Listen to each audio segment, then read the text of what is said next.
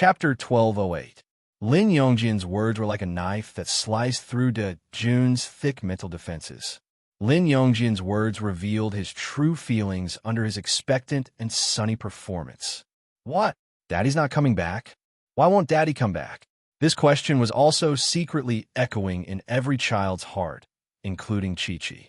She blinked her big eyes, but there was no longer her usual cunning and intelligence. Only confusion and bewilderment remained. Why is there no father wherever father goes? Dejun was the first to feel sad. He tried to hide his sadness with his sunglasses, but when he wiped his tears, everyone saw his red and swollen eyes from crying. Sigh, I have to be a firefighter again. If there's a fire here, I have to go there. If there's a fire, I have to go there. Poplar Fruit thought that his daughter would cry at this moment, just like how she burst into tears in the car when she was worried that he wouldn't want her. But Kiki didn't. She silently walked to Brother Dejun's side and held his hand. She didn't say anything, just silently accompanying him. Dejun's uncontrollable tears gradually calmed down. Even his father, Lin Yongjin, didn't say anything, and Kiki had already coaxed Dejun fortunately. There shouldn't be a fire anymore. Because the big brother, the fearless President Kong, coldly said to his father, Aya, I'll think of something. And Nua and Nina were completely fine. Instead, Hujun even asked his junior brother's 2 children to take care of Kong Kong. Kiki, you're awesome. Poplar Fruit called his daughter over, gave her a thumbs up, and said with a smile, You have to keep this up. You're the most sensible child, and also the smartest and most capable child. You have to take more responsibility for these younger siblings, and also take care of your older brother. Although he's older than you, he might not be able to take care of himself. Okay. Kiki nodded silently. The little girl's performance up until now was not bad. Come, Daddy will tell you how to use the things in this box. Today you have to live alone, so you have to work hard. Okay. Poplar Fruit carefully observed his daughter's expression and found that it was okay. Although she was silent, the little girl was listening attentively. By the time Poplar Fruit finished talking about the contents of the luggage, it was time for him to leave with the other fathers, because the village chief was urging him again. All right, Daddy is leaving. You must work hard and be strong. Daddy wants to see you be brave. Is that okay? Poplar Fruit lowered the handle of the luggage and handed it to his daughter. He patted her shoulder and smiled. All right. Kiki nodded gloomily. Then, she gripped the handle of the suitcase and leaned on it unhappily, but her eyes were fixed on her father. Suddenly, Poplar Fruit felt a surge of sorrow in his heart, but he suppressed it. He had a feeling that something was going to happen. Poplar Fruit is leaving, Zhou Shimin said with a smile. The more you don't want to leave, the more they can't leave you. When you leave, you have to be firm. Hujun said, My kid doesn't care about anything. It doesn't matter if I'm firm or not. Lin Yongjin said self-deprecatingly. Hey, Teacher Lin, you can't say that, right? Hujun laughed and said, At least your son is crying. My son's eyes didn't even turn red. I'm coming. Yang was suppressed the strange feeling in his heart and rushed over with a bag. Goodbye, dads. Under Nuo Yi's lead, the children waved at the fathers who were about to leave. Goodbye. Even Dejun, who was still choking with sobs, waved goodbye to his father. Goodbye. Take care of your sister. Be brave, be brave. Zhou Shimin waved goodbye to Xian Xian. Poplar Fruit also said goodbye to his daughter. Although it was just a goodbye, seeing his daughter's pitiful little eyes and seeing his daughter waving but not saying goodbye, Poplar Fruit's heart suddenly trembled. I can't stay here any longer. Otherwise, I won't be able to leave her. Poplar Fruit gave his daughter an encouraging smile. Then, he grabbed the bag with both hands and left with his father's group. When they reached the middle of the stone bridge, Poplar Fruit finally couldn't help but look back. It was just a glance, and he saw his daughter in the crowd. Unknowingly, the little girl's eyes had turned red.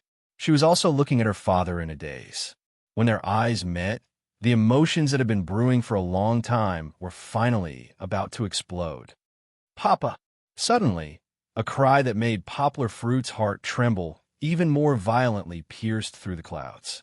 A small reddish-black figure pushed through the crowd and stumbled toward his father, who had already walked more than 10 or 20 meters away.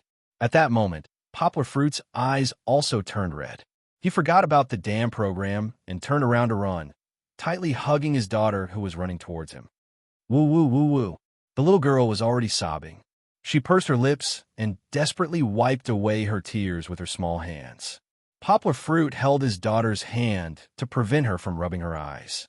Then, with a slightly choked voice, he said, "Kiki, don't cry. Papa's heart hurts when he sees you cry." In fact, the father and daughter had been suppressing their emotions. Needless to say, Poplar Fruit didn't dare to cry. In order to fulfill her promise to her father, to take good care of her younger brother and sister, she didn't dare to cry. She reluctantly told herself that her father would come back. Kiki was the most sensible because she was too smart. Her IQ far exceeded that of other children of her age. Even Brother Kong Kong might not be as smart as her. However, Kiki was only a 4-year-old child. When she saw her father turn around and leave, the panic and sadness that she had been suppressing for a long time all surged up. It was as if her father was really going to leave her. That kind of heart-wrenching pain turned into a heart-wrenching cry. The little girl was like a tearful person. She wept endlessly, but she still held on to her father's neck and said her inner feelings. "I don't want you to not be here, woo-woo." Hearing his daughter's affectionate confession, Poplar Fruit couldn't help but tear up a few drops. However, he still forced himself to remain calm and said to his daughter, "Papa will not be here. Papa will always be here. It's just that this time, Papa needs to leave you for a while. I also need to do Papa's mission, so Kiki needs to learn to be strong now. Papa might not be by your side at night, but Kiki, you have to be obedient and sleep. When you fall asleep, Papa will come back in your dreams and tell you stories." Poplar Fruit said. As he spoke, his voice started to tremble. Perhaps he didn't feel it, but many of the audience sitting in front of the TV felt it. Regardless of whether they were male or female, they couldn't help but wipe the corners of their eyes that were still wet. Earlier, when Kiki was crying at the top of her lungs, everyone was already crying. Chapter 1209. Papa, you must come back.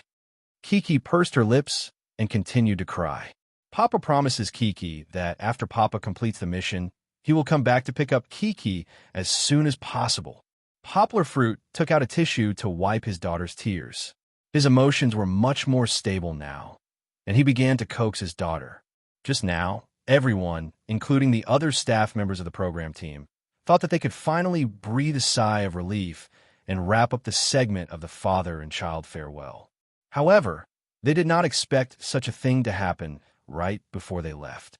Chi-Chi, who had been putting out fires everywhere like a firefighter, actually exploded at the end.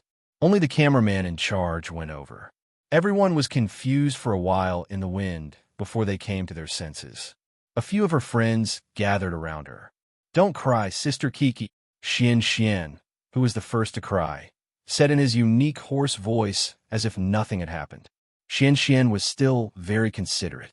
He reached out to comfort Kiki's arm. "Yeah, Kiki, we will all take care of you. Don't be afraid."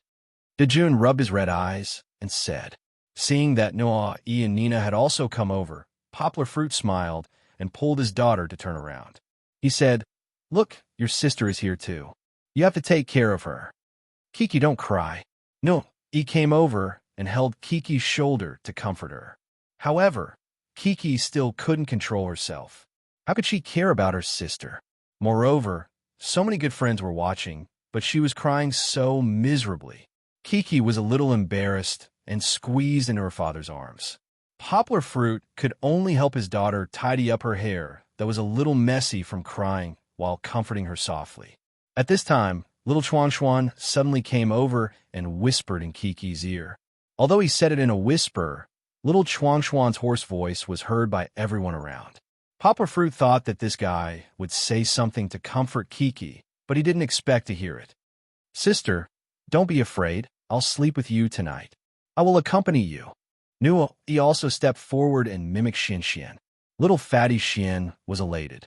He pulled Nuoyi's hand and said, "Let's sleep with her tonight, okay?"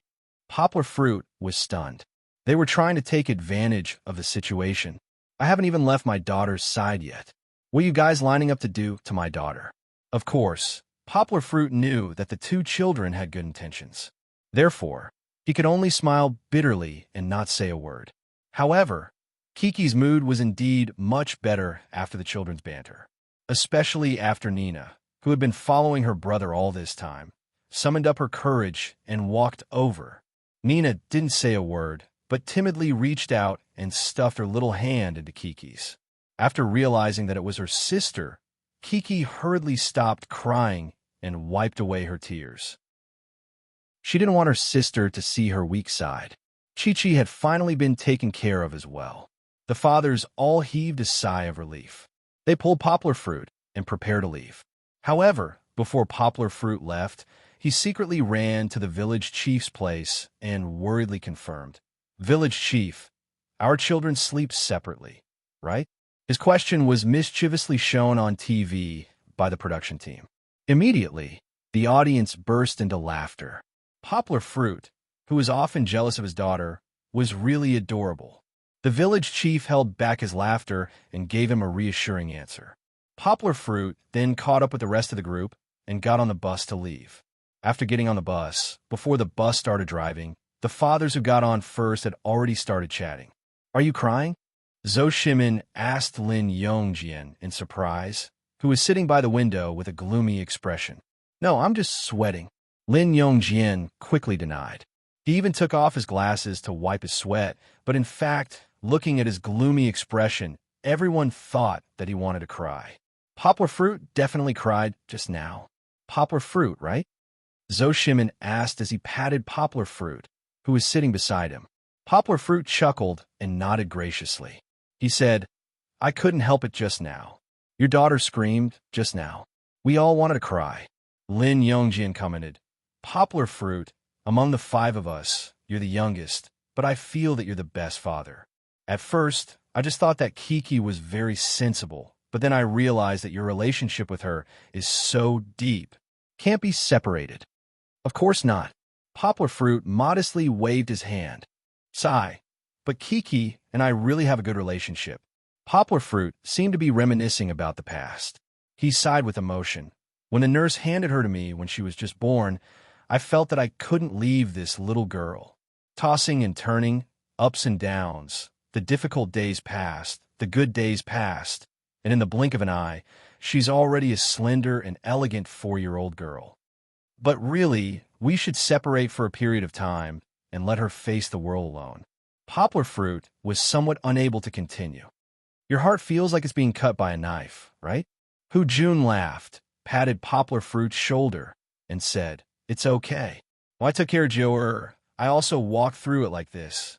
But sometimes, as fathers, we have to be ruthless and appropriately let go of our hands." Poplar Fruit smiled gratefully and said, "Brother Hu, help me take a look. How are they?" Poplar Fruit didn't dare to look, afraid that he wouldn't be able to bear to leave. "It's okay. Look, no one is wiping their tears anymore." Hu Jun looked for a while and said with a smile, "No, our child is actually the best. As long as he has companions, nothing will happen to him," Zhou Shimin said with a relieved smile. Poplar Fruit couldn't help but stand up to take a look. He found that Kiki was really much better. The little girl was holding Nina's hand charmingly and no longer crying, but she would still look at the bus that the fathers were riding. Yes, there should be no problem. She has a strong sense of responsibility. Even without her father by her side, she will definitely be strong enough to complete the mission and take care of her younger siblings. Poplar Fruit suddenly felt gratified. He was happy for his daughter. "Driver, let's go," Poplar Fruit said with a smile. "If we don't leave now, I reckon that they will continue to look at us like this. Once we leave, they will be fine. Let them play. Let them have some fun together as children. There will be a lot of fun things," Zhou Shimin said with a smile. "Definitely. It's okay," Hu Jun said. The bus slowly started. Although the fathers all said that, they all looked closely at the children who were gradually disappearing from their sight. They were still a little worried in their hearts, but they believed that there was more hope. They hoped that the children would be able to have their own fun while their fathers weren't around. Chapter 12:10. The fathers had all left. The children held each other's hands or held onto their suitcases as they looked in the direction where the bus had left. It was time for the village chief to step forward and attract the children's attention. "All right, everyone." The village chief smiled and pointed at the huge earthen building behind him. "Look at this building. This is the building we will be staying in today. Do you know what it is called?" "Earthen building," Xian shouted. His father had mentioned the term earthen building to him when they were on the bus. "Earthen building." Dejun and the other children did not back down and quickly answered. "There are 3 words on it," the village chief reminded them. But the children were silent. Kong might know, but he needed some time to decipher the words. After all, the words were written in calligraphy. Kiki was literate. She could recognize the words Spring Noble House at a glance, but she did not want to speak. Her eyes were still red. No one had expected Nuo to open his mouth. He even said firmly, "On it, it says, oh, Black Bear Cave." This child's mind was jumping around, and he was transported back to the scene of journey to the west. What? Kiki was confused. She held onto Nina's hand, but the other hand that was holding onto the suitcase could not help but let go. She scratched her head and looked at the village chief in confusion. Did she really make a mistake? Black Bear Cave? The village chief, Li Rue, was also shocked by Nuo Yi's imagination. He smiled and said, "What everyone said was right. This is the earthen building, and this is the most beautiful building inside. It is called Spring Noble House." When Chi heard this, she let out an obvious sigh of relief. Fortunately, she did not make a mistake. "We'll be staying here today, okay?"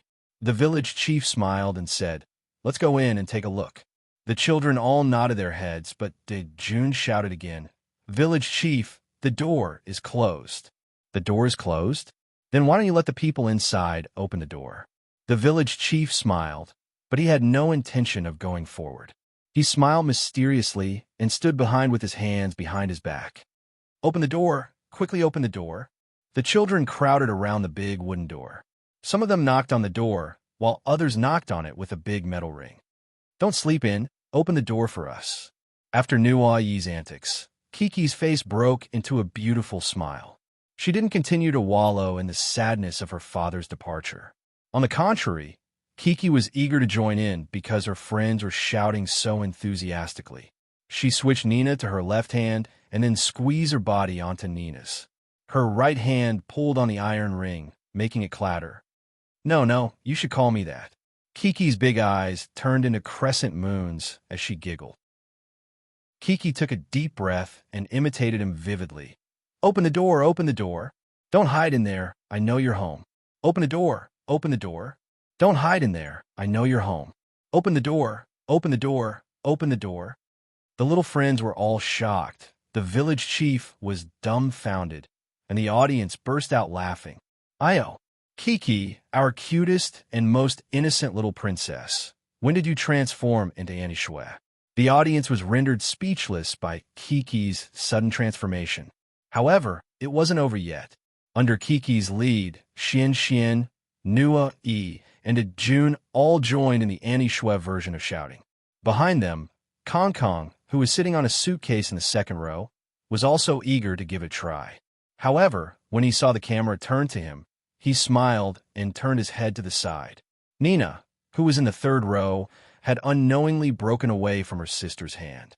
Not only was she not as shy as before, she seemed to have become inexplicably excited when she saw her sister and brothers shouting rhythmically and cheerfully.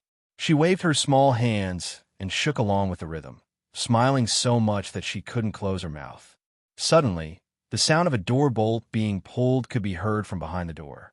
The children were so frightened that they immediately stopped shouting and quickly let go of their hands that were pulling on the metal ring and knocking on the door. With a sound of creak, the huge wooden door was pulled open by a gap of tens of centimeters. A woman in pajamas with a ferocious expression and with a lollipop in her mouth poked her head out. Her hair was tied up in a perm bun, and she had a lollipop in her mouth. All the children were so frightened that they staggered. They weren't frightened by the sudden appearance of the person, but by the woman's expression. Kiki subconsciously grabbed Dejun's hand, and behind them, Nina was also dumbfounded as she looked at this strange woman. She grabbed Kiki's skirt from behind, wanting to hide behind Kiki's sister. "Who is it? What are you doing? Who are you? Why are you knocking on the door?" This was probably the first time such rude guests had appeared since the first season of Where Is Dad Now? Even Kiki, who could recite the first 2 episodes of Where Is Dad Now, had never seen such a scene. Moreover, it happened when her father wasn't by her side. Kiki really wanted her father at this moment. Yuan Kyongin was a very famous actress in Hong Kong from the 1980s until now. Back then, she played the role of Sister Pomegranate, who was peerless and breathtaking in Stephen Chow's movie Tang Bohud Dien Kixiang. Her image was so deeply rooted in people's hearts that everyone affectionately called her Sister Pomegranate. However, Sister Pomegranate's appearance this time was in another movie of Stephen Chow's. She played the role of another Hong Kong celebrity, the landlady. When she first appeared, the audience was first shocked, then they burst into laughter. Oh my God, how did the crew of Where's Dad Now? However, Sister Pomegranate is really amazing. She actually acted out the landlady's tyrannical sarcasm and sarcasm so well. However, to the children, this was not good news. That was because Sister Pomegranate was yelling at them. "Who knocked on the door just now? Why did you knock? Who told you to knock?" Sister Pomegranate scolded and questioned without taking a breath, which made the 6 children confused. Kiki was also a little scared, but her expression changed a little. From fear to surprise, and now to a very strange doubt. Putting aside Kiki for the time being, under Sister Pomegranate's questioning, Dejun hurriedly pointed to the back and shouted, "Village Chief." "Who is the village chief?" Sister Pomegranate shouted unrelentingly, "I don't know him." "Who knocked on the door?" Sister Pomegranate's purplish-red lips looked fierce. Xian and Nuo were so scared that they didn't dare to make a sound. Dejun hurriedly went to find Brother Kong Kong, who was the oldest, and wanted him to stand up and say a few words. However, Kong Kong inexplicably sighed. He had no intention of participating at all. Chapter 12:11. Even though Dejun wanted to divert Sister Shirley's anger to the village chief, how could Sister Shirley, who had already colluded with the village chief, let them do as they wished? "I'm not asking you who knocked on the door. Who knocked on the door just now? Tell me." Sister Shirley questioned sternly. Immediately, the children quieted down. No one was willing to become the target of this fierce woman in front of them. "It's him." The youngest Xian, other than Nina, was the first to lose his composure. He instinctively dodged and pointed at Dejun. Of course, this was wrong, but a child who was not even 4 years old should not be held to the standards of an adult. Then he knocked too. Dejun pointed at Xian and Nuan. "The 2 of them knocked too. Just these 2.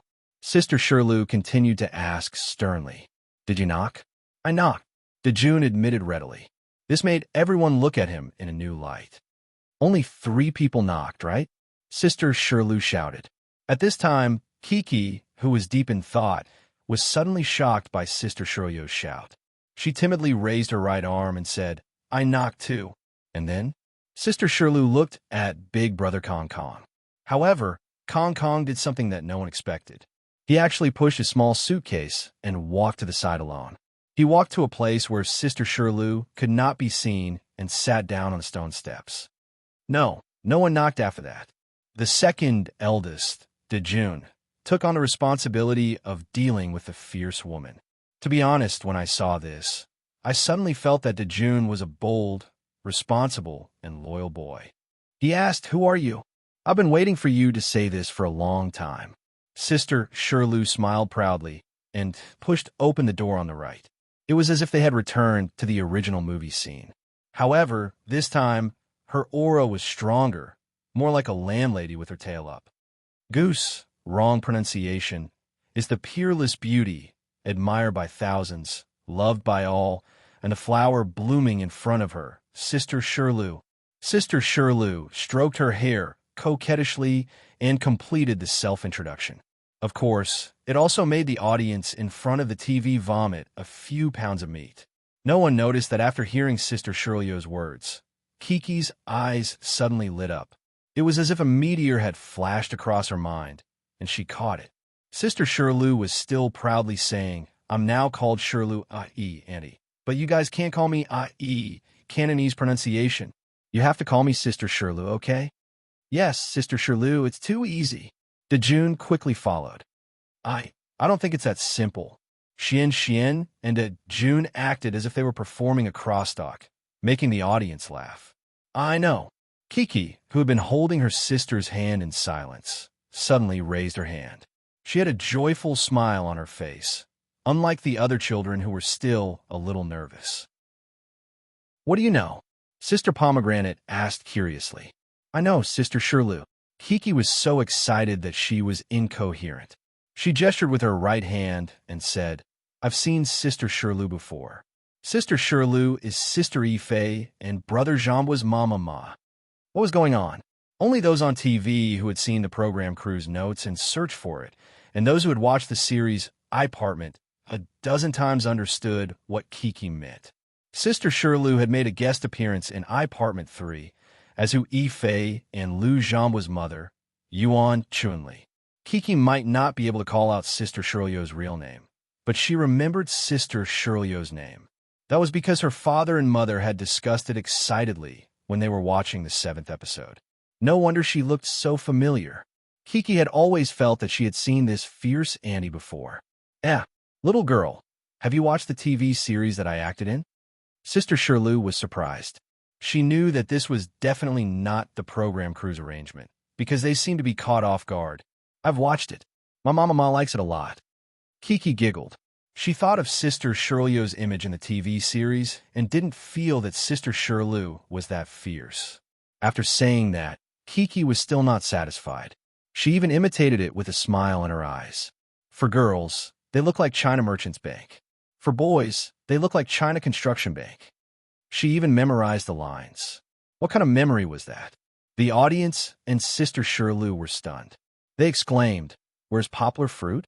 Poplar Fruit, come out quickly. How did you give birth to a daughter? So evil? Call the police." "That's right. That's the role I acted in before. But now, the person in front of you is Sister Shirley. I'm very happy that you know me, so I'll allow you to come in."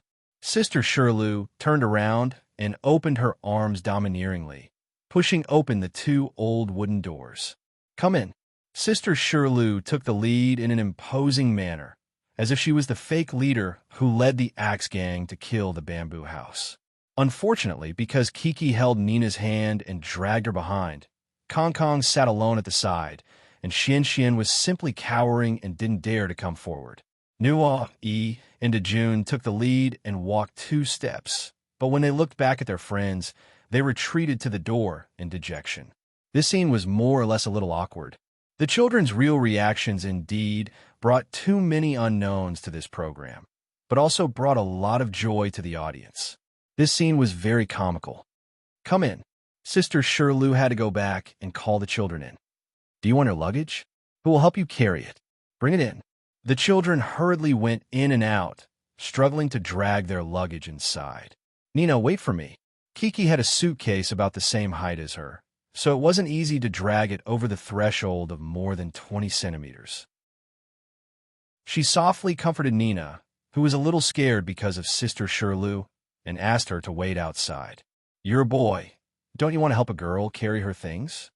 Sister Shirley called Dejun, who only had a backpack and was very relaxed. "No, I could do it." Kiki choked. She grabbed the handle of the suitcase and lifted it with force. She lifted such a big and heavy suitcase and even flipped it over the stone steps. This strength was a little too amazing, wasn't it? The audience wondered if Kiki's suitcase was actually empty. Although Kiki's little face was flushed compared to the other children who were dragging and lifting, Kiki looked much more capable. "I'll help you." Dejun ran to help Xian carry his suitcase, and then the image of a warm-hearted and considerate little man was born. After moving the suitcase into the earthen building, Kiki didn't forget her new friend, Nina, who was outside the house. She ran out with her little leather shoes. Chapter 12:12. Most of the group had gone in, but there were still two children outside. One was Nina, and the other was Kong Kong, who was sulking alone outside. President Kong Kong was slightly older than the other children and usually spoke like an adult, but in reality, President Kong Kong was also a child. Other than the others, Kong Kong also felt afraid when he saw the bad guys. In fact, his reaction was even greater than the other children's because he was thinking too much. He felt that adults shouldn't be so fierce to children. He couldn't help but feel dissatisfied with Sister Pomegranate. A stifling feeling in his chest was getting worse. However, at this time, Kiki's priority was Nuyi's sister, the youngest of the 6 children.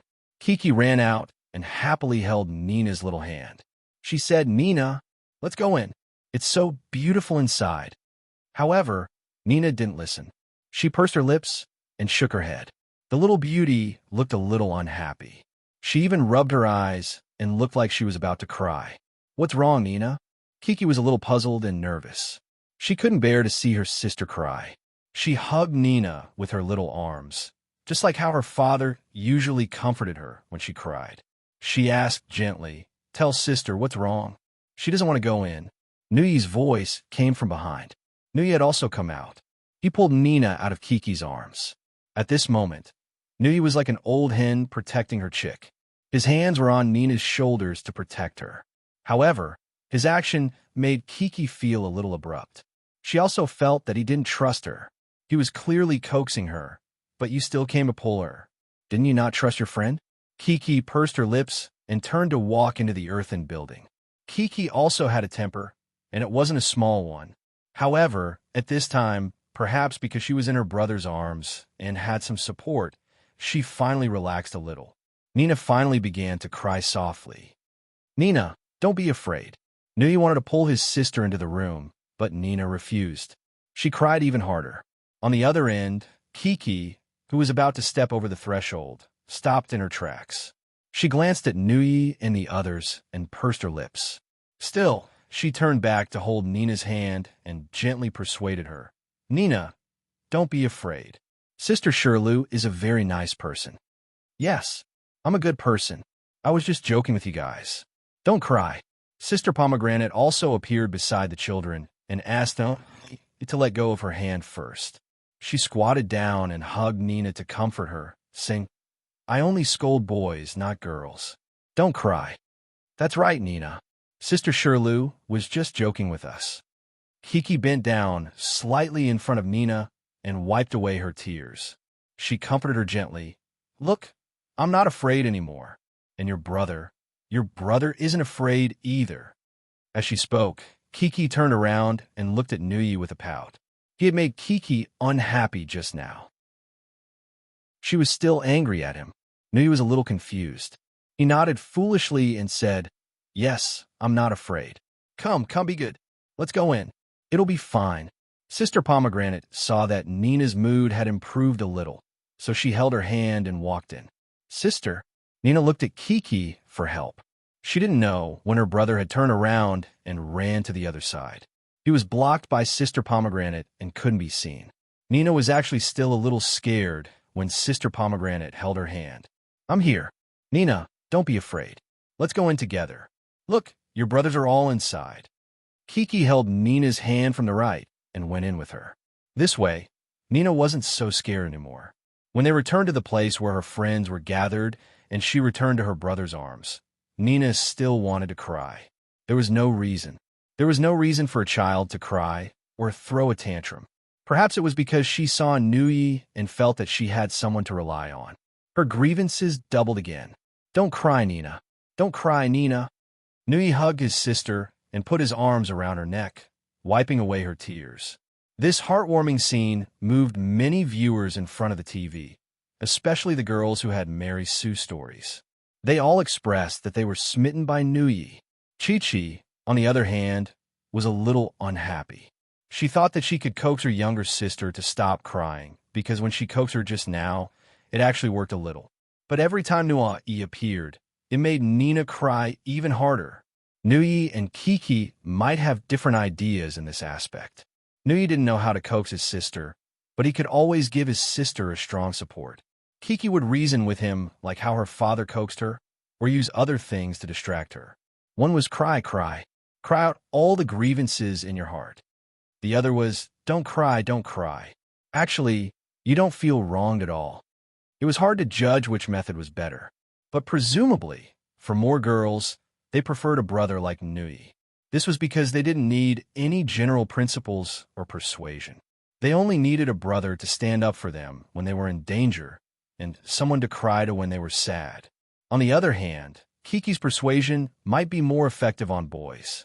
Didn't you see how she managed to persuade the stubborn little radish, Dejun, to be obedient in the last trip? All right, let's not talk too much about it for now. Nina might be able to calm down after crying for a while, but there was still a friend outside. There's one more. Isn't he coming in? Sister Pomegranate's words were like a wake-up call. Kiki, Dejun, and Xian looked at each other and realized that Brother Kong was indeed missing among them. I'll go invite him. Sister Pomegranate walked out, and Kiki quickly followed behind. We're going to close the door. Sister Pomegranate walked to the door, still wanting to scare the oldest child. Unexpectedly, Kong angrily slapped the wooden steps he was sitting on. Kong was very resentful. Thinking about it carefully, Kong's anger might not be entirely due to being scared by Sister Pomegranate just now. It should be due to the grievances of being left alone outside after his friends had gone in to help each other out. Kiki was also shocked by Brother Kong. She grabbed Sister Pomegranate's pajamas and timidly hid behind Sister Pomegranate. She suddenly felt that the Brother Kong in front of her was a little different from the otherworldly Brother Kong in her impression. What are you doing? Come in, come in. Sister Pomegranate tried to get closer, but Kong was very resistant to her approach. He slapped the wooden steps, just like how people in ancient times used sound to scare beasts away. His eyes were wide open, and his nostrils were rough.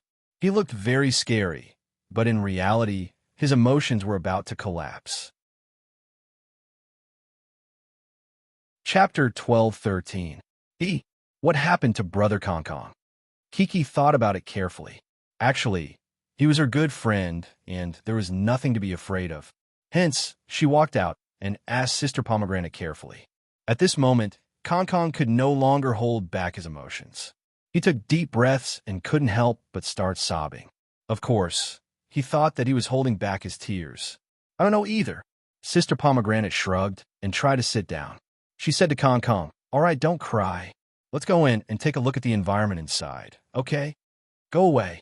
Suddenly, Kong shouted at the top of his lungs, scaring everyone. It was also this shout that seemed to have used up all his energy. He started to cry for real. Kiki was originally standing far away. She was so frightened by Brother Kong's shout that she almost turned around and ran back. However, when she saw Brother Kong crying like that, the softness in her heart seemed to have been touched. The little girl turned to Kong's left side and tried to pull Brother Kong's hand. However, Kong didn't let her move. Don't bother about me. Kong was also angry at Kiki. Kiki pouted and almost cried from Brother Kong's scolding. She felt wronged. What was going on today? Daddy wasn't by his side to take care of his sister.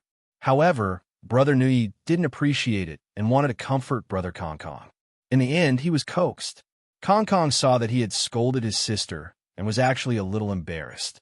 However, at this moment, he felt even more wronged. He straightened his neck and turned his head away, not looking at Kiki anymore. At this moment, little fatty Xian heard the commotion and came out to take a look. Just like what Zhou Shimin said in the car, little fatty Xian was actually the most obedient and strong one when Daddy wasn't by his side. Why is he crying? Sister Pomegranate asked him, trying to find the answer from a child's point of view. He misses Daddy. Little fatty Xian thought for a while and said, was this question the real answer? Perhaps only Kong knew. However, Kong would never admit that he missed his daddy. Boss Kong had always been a maverick.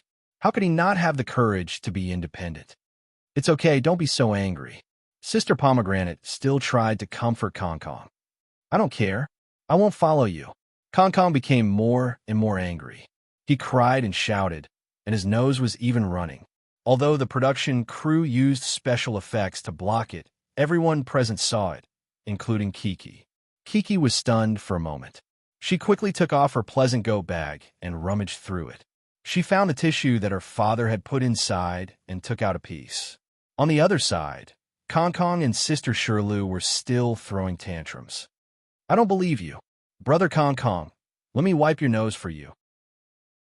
Kiki's timid voice was like the sound of wind chimes from afar, brushing away Kong Kong's boiling emotions. "No!" Kong Kong wanted to save face, so she raised her hands to resist. "Wipe it. It's so dirty." Kiki, who couldn't get over it, pouted unhappily, but she still wanted to force herself on it. She almost got the dirty thing under big brother Kong Kong's nose. The little girl knelt on the wooden steps with her long legs and pantyhose. She raised her left hand and pressed down on Kong Kong's arms. Her left hand was practically on Kong Kong's chest with two arms between them. Kong Kong didn't have enough strength, so he was pressed against the wall by Kiki. Then, Kiki used the tissue in her right hand to wipe Kong Kong's nose. Kiki was very careful, wiping it over and over again. Kong Kong didn't know if it was out of humiliation, fear, or some other thoughts. He raised his head and stared blankly at Kiki's slightly pouted mouth. She was dissatisfied, but her beautiful face was still as holy as an angel's. Kiki was seriously wiping Big Brother Kong Kong's nose. Kong Kong was dumbfounded. The surrounding crew members and Sister Shirley all had their mouths open. They were dumbfounded. The audience in front of the TV was even more excited. "What the fuck, the domineering President Kong? Are you being pressed against the wall?" No, it should be said that it was being pressed against the chest.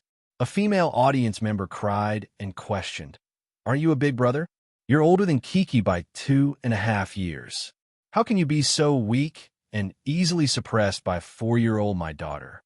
No one knew, or perhaps they didn't carefully explore, that Kiki was actually very strong. She could lift such a big box and run with such a heavy basket. If they were to compare strength, Kong Kong, who hadn't grown up yet, might not be stronger than Kiki. However, some audience members interpreted it this way: what easy suppression? President Kong is just using a strategy. He's enjoying it, okay?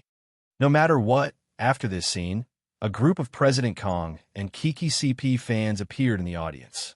They discussed with great interest what kind of sparks would fly between the domineering President Kong, who had a heart of gold, and Princess Kiki, who had the most beautiful face, the most kind and gentle personality. Of course, these were things that Fujoshis like to discuss, just like how they like to pair Dajuan and Nua-e together. Poplar Fruit hadn't decided yet, so no one could decide Kiki's happiness. Speaking of which, the two children didn't think too much about it. Chi-Chi helped Kong Kong wipe his snot, and after she was done, President Kong continued to sulk with a stiff neck. "Okay, your sister has done so much for you. Can you stop being angry?" Sister Pomegranate tried to strike while the iron was hot. "Let's go in and take a look, okay?" "Never." Kong Kong still yelled at the top of his lungs. Sister Pomegranate had to stand up and ask the children to go in first to give Kong Kong some time to recover. It was unreasonable for Kong Kong to sulk at this time. However, Kiki didn't go in. She waved her hand and said to Sister Pomegranate, "We're together. Papa said that we can't leave our friends behind." Well, only Kiki and Kong Kong were left sitting outside. Kiki didn't know what to do. Her little brain didn't have the psychological knowledge to analyze other people's thoughts, so she could only stay by Brother Kong Kong's side. Kong Kong was sobbing again. Kiki took out a tissue and handed it to him. "Don't worry about me." Kong Kong only blocked Kiki's hand and said in a low voice, feeling wronged. He didn't make a scene like before. "Brother Kong Kong." Kiki dragged her voice a little coquettishly.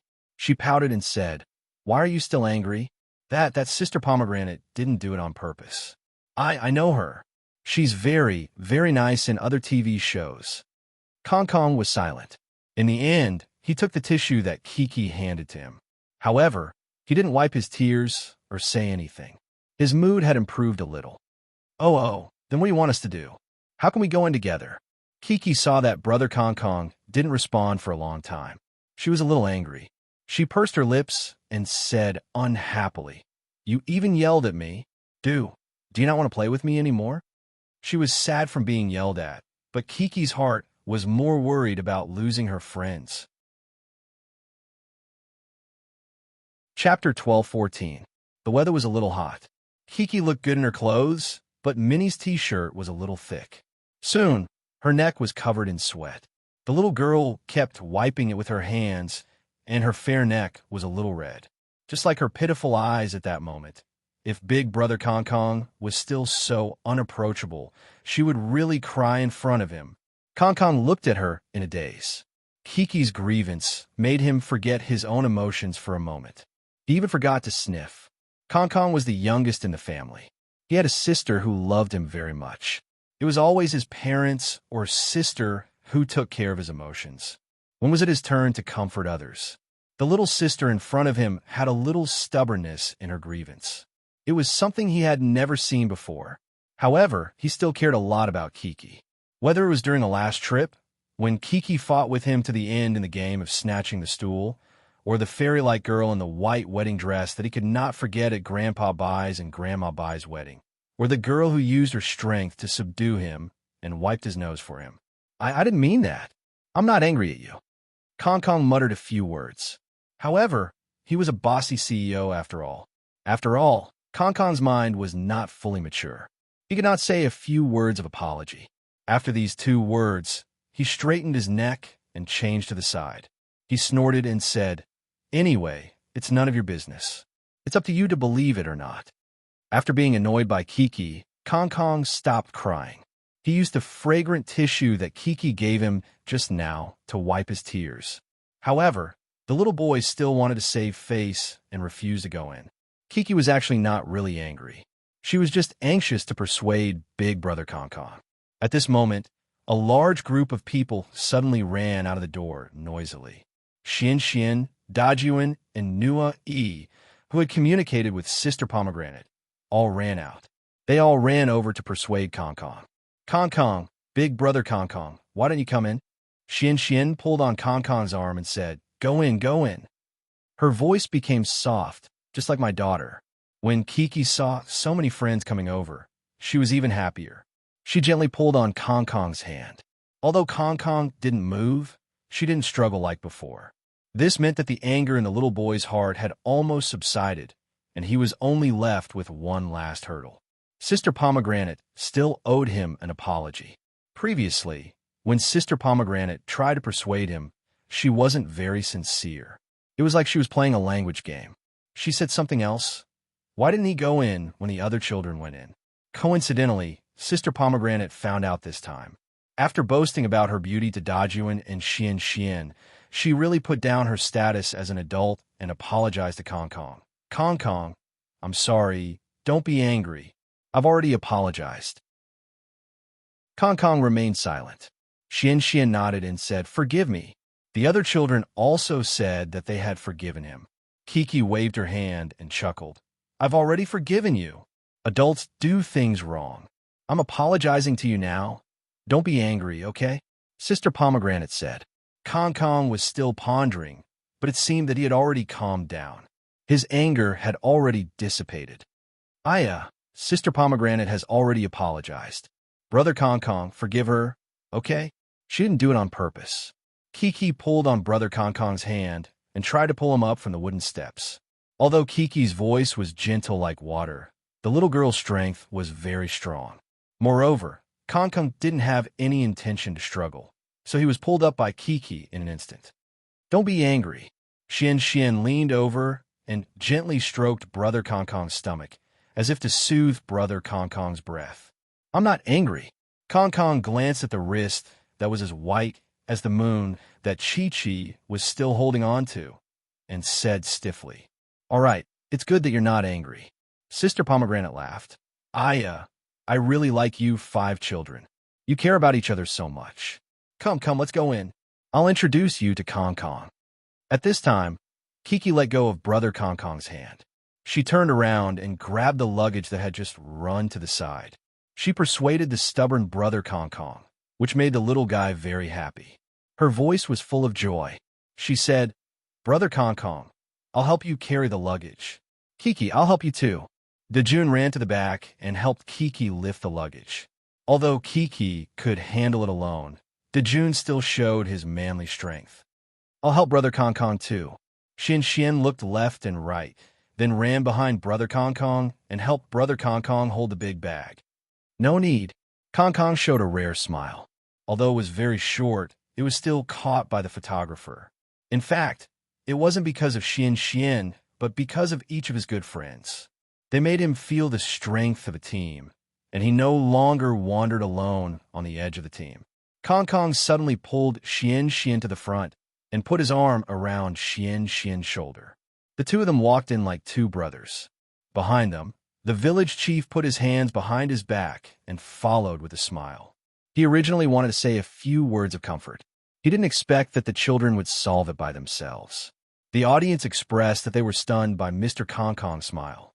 However, because of this, they liked this big boy even more.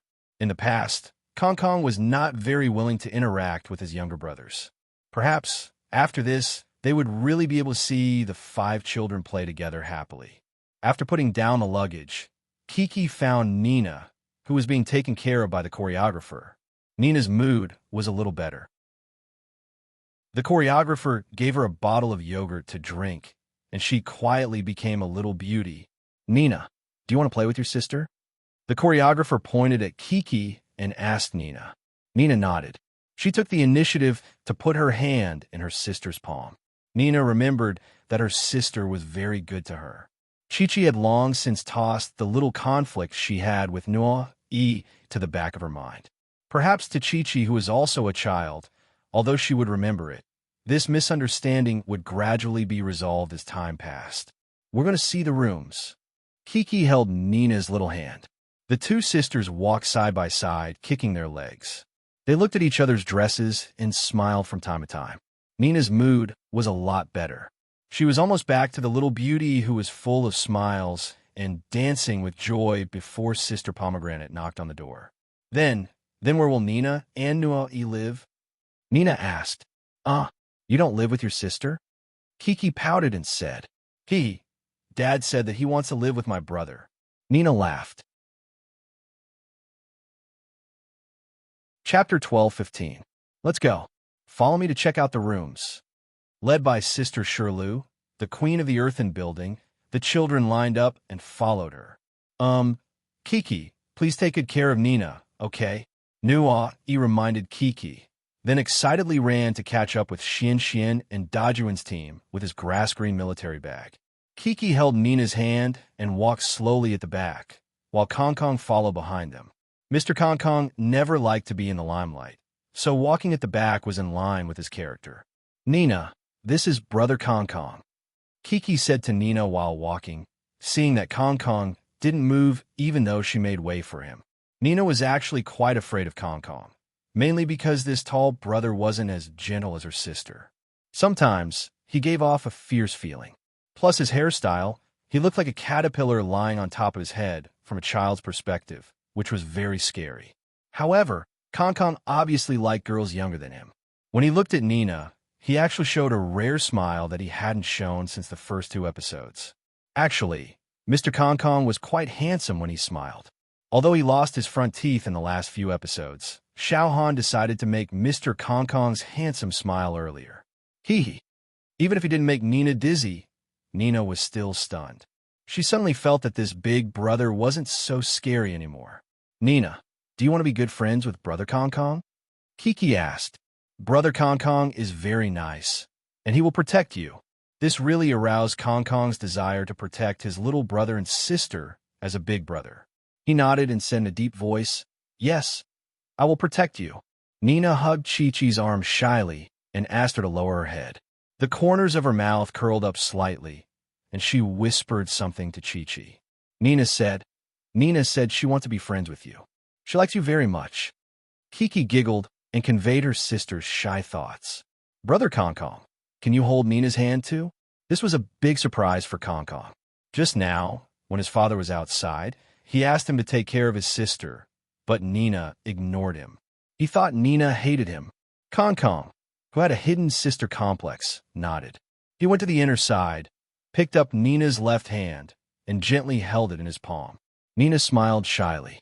Kong Kong also looked at her, with a gentle smile. This scene was as beautiful as a painting. It was even captured by the cameraman. Whether it was during the broadcast of the show or later on Weibo, it was a hot topic. Of course, the controversy wasn't about whether they should or not. Instead, a group of Kong Kong and Chi-Chi's CP fans, Kong Kong and Nina's CP fans, and even Chi-Chi and Nina's CP fans were foolishly arguing together. The three friends were a little slower, but they also rushed to room number 1 for a visit. Room number 1 was on the first floor. It was a very spacious and bright room with a wooden bed, a wooden table, and wooden chairs. All the furniture was made of solid wood. Some old records were displayed on the bookshelf. It looked very quaint and artistic. Wow, it's so beautiful. It looks like a princess's room. Kiki's belated praise came. She liked this room very much because it was clean, bright, and covered with a layer of beautiful flower tiles. The bed was also clean, and the wooden bed was inlaid with large and small pieces of landscape porcelain paintings. In this room, Kiki couldn't help but open her arms and twirl around like she was doing ballet. The way the little girl danced in a miniskirt was also very beautiful. Room number 2 was on the second floor. The second room was also very beautiful. It also had bright windows and clean tables. Of course, this room was a little shabbier, but it was spacious. There were also some pictures on the wall. The children couldn't stop praising this room, saying it was super beautiful and super beautiful. They followed the trend and praised this room to the sky. It's even more beautiful than my house. Dajuan's evaluation was following the trend too much. Actually, it was obvious to the audience that room number 2 was worse than room number 1. However, the children's taste was really a little unique, haha. In the end, room number 3 was the best. This room had wooden floors and was waxed. It was so bright that it could reflect people's reflections. The walls were freshly painted, and there was a new bed, new wardrobe, new decals, and a few beautiful gourds. It's so beautiful. The children's exclamations rose and fell. Even Nina held Kiki's hand and said enviously in a low voice, "I also think this is the most beautiful." Room number 4 was the worst of the 4 rooms. It was mainly because there was nothing but a bed and a seemingly dusty table.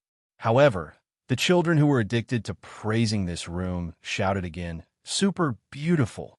They believed that Sister Pomegranate was tired of hearing this line. After messing around with the camera hanging on the wall, everyone gathered at the large open space downstairs. They were looking forward to playing the game with the village chief to choose a room. On the table in front of the village chief, there were 5 half-eaten watermelons. The 6 children were curious about what kind of game they would play to choose a room. That's not right. We've only seen 4 rooms. There's still 1 room that we haven't seen yet. Kiki was the first to think of this problem. She asked curiously, "Because that's a very special room. It's very, very, very far from here. Let's take a look first, okay?" The village chief's words made the children's excited expressions freeze. Right, I forgot about that. How could this program make all 5 rooms super good and super satisfactory? There would definitely be 1 room that was the worst. Thinking of the room that Uncle Lu Yi and Nua Yi stayed in previously, Kiki was a little nervous and worried. After watching the video, it could be said that fear was written all over the children's faces. Even Kong Kong, who had nonchalantly said, "Then I'll choose one that's far away," had her eyebrows raised and her mouth twisted. Kiki's frowning eyebrows and slightly agape mouth made the audience love and dote on her even more. She was also a child. Although in the previous episode, she kept saying that she wanted to stay in the worst room. At that time, she had her father by her side. With her father by her side, even if she went to the most dangerous place in the world, she would not be afraid. Without her father by her side, the little princess would also become a timid little girl. This room's name is Shangqing Building.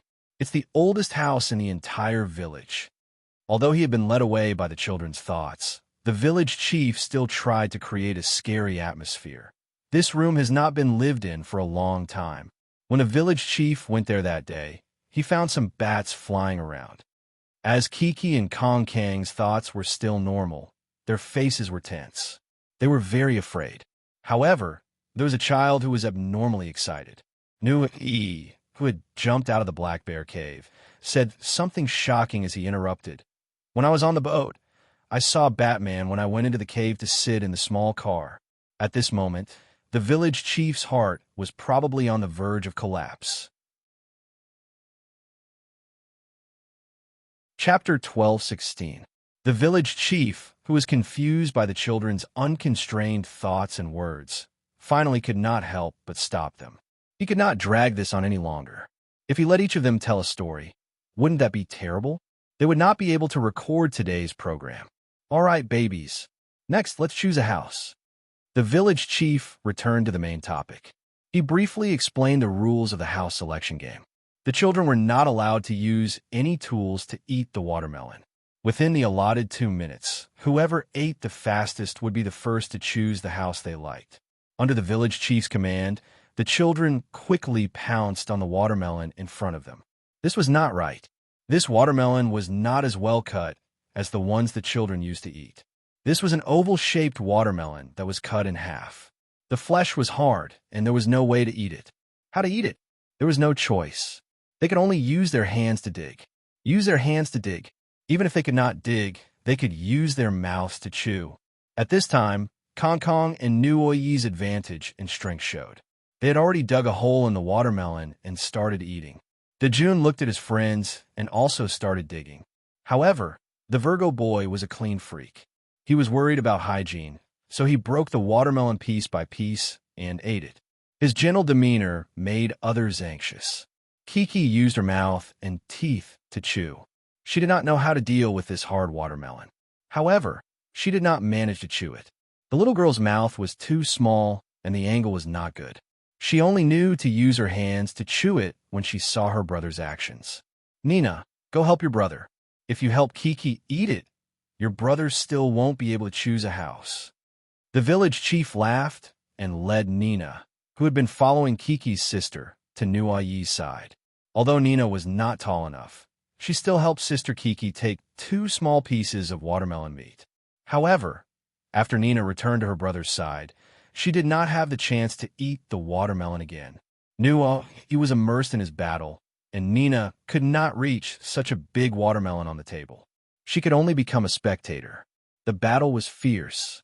Everyone ate until they could not speak. However, there was little chubby Xian who did not know how to handle the watermelon. His little paws were fleshy and had some strength, but they were too small. Moreover, after cutting her nails, her chubby little fingers wouldn't be able to handle this big watermelon. As he dug, his fingers slipped. Seeing that his other brothers and sisters were eating, he cried out anxiously, Can you help me dig? I can't. However, big brother Dejun, whom little fatty Xian had asked for help from, was focused on his business of elegantly eating watermelons and had no time to care about him. Xian was on the verge of tears. At this moment, a fair and tender little arm stretched out in front of him. Xian looked up and saw that it was Sister Kiki on the other side. Sister Kiki was eating the watermelon in her right hand.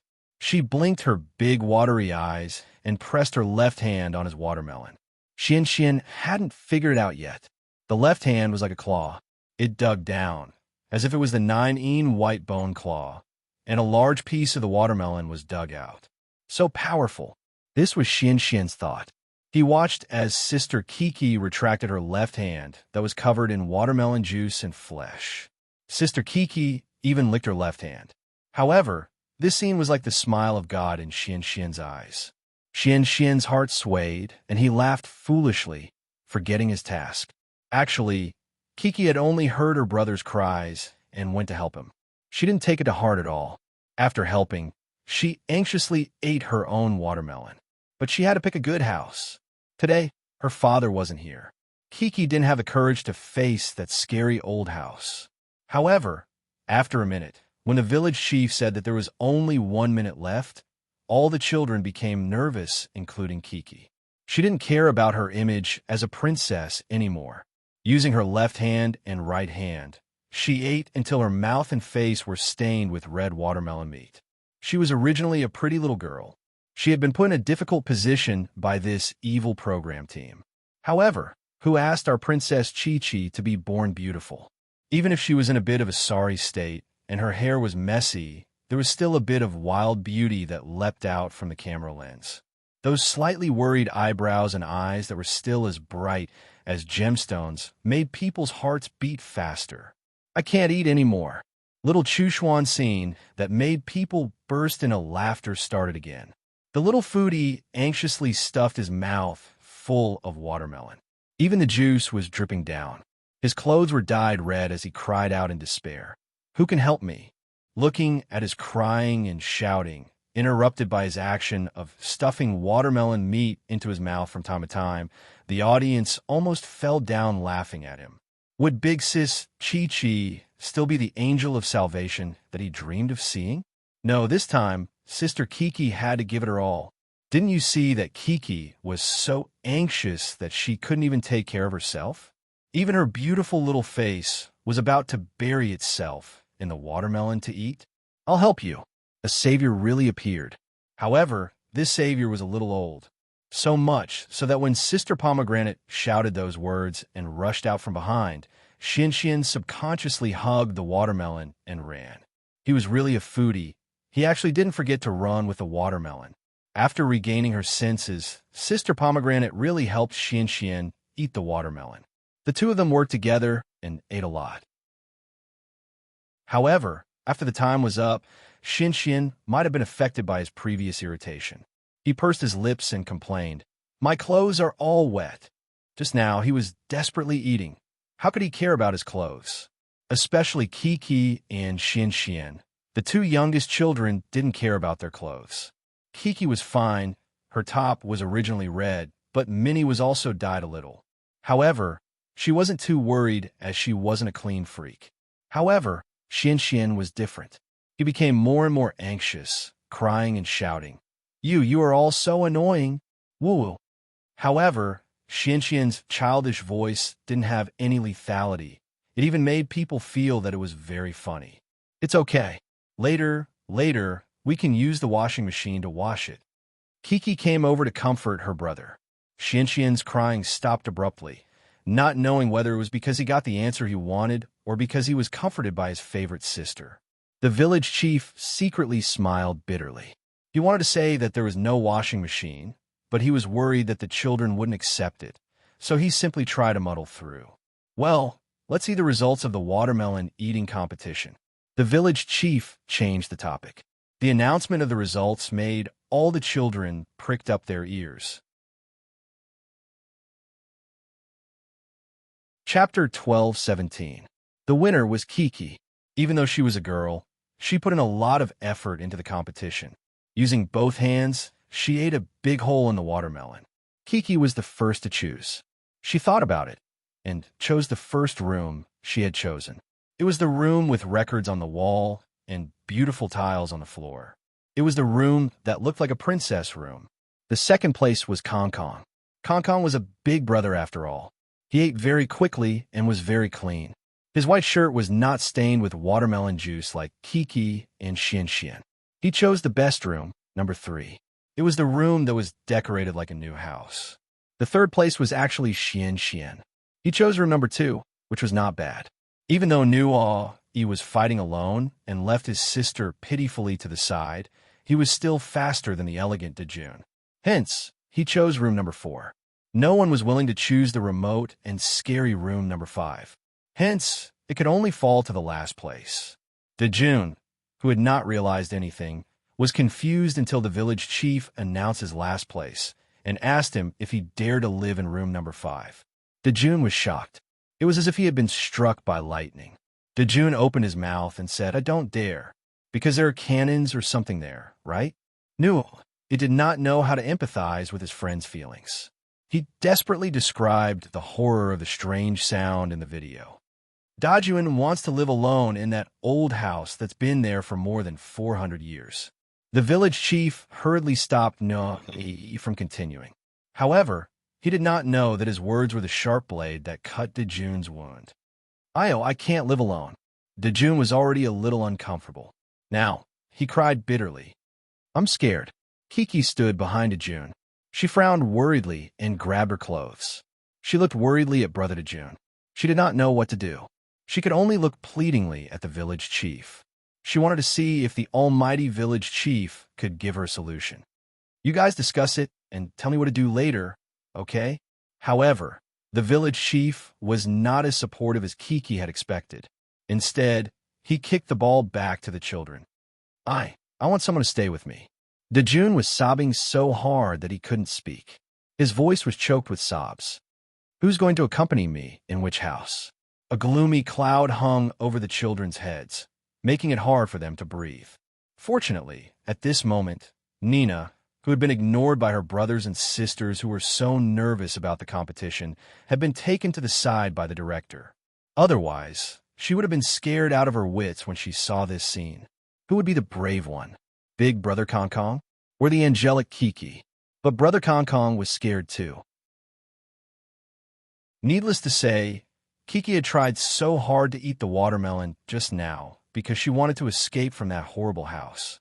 Without her father by her side, Kiki had always wanted to open her mouth to help Brother Dajuan, who was crying like a meatball, but she didn't dare to open her mouth. Oh, then I'll stay with you. I'll stay with you in that house, okay? No one expected that the one who stood up for them at this moment would be Xian Xian.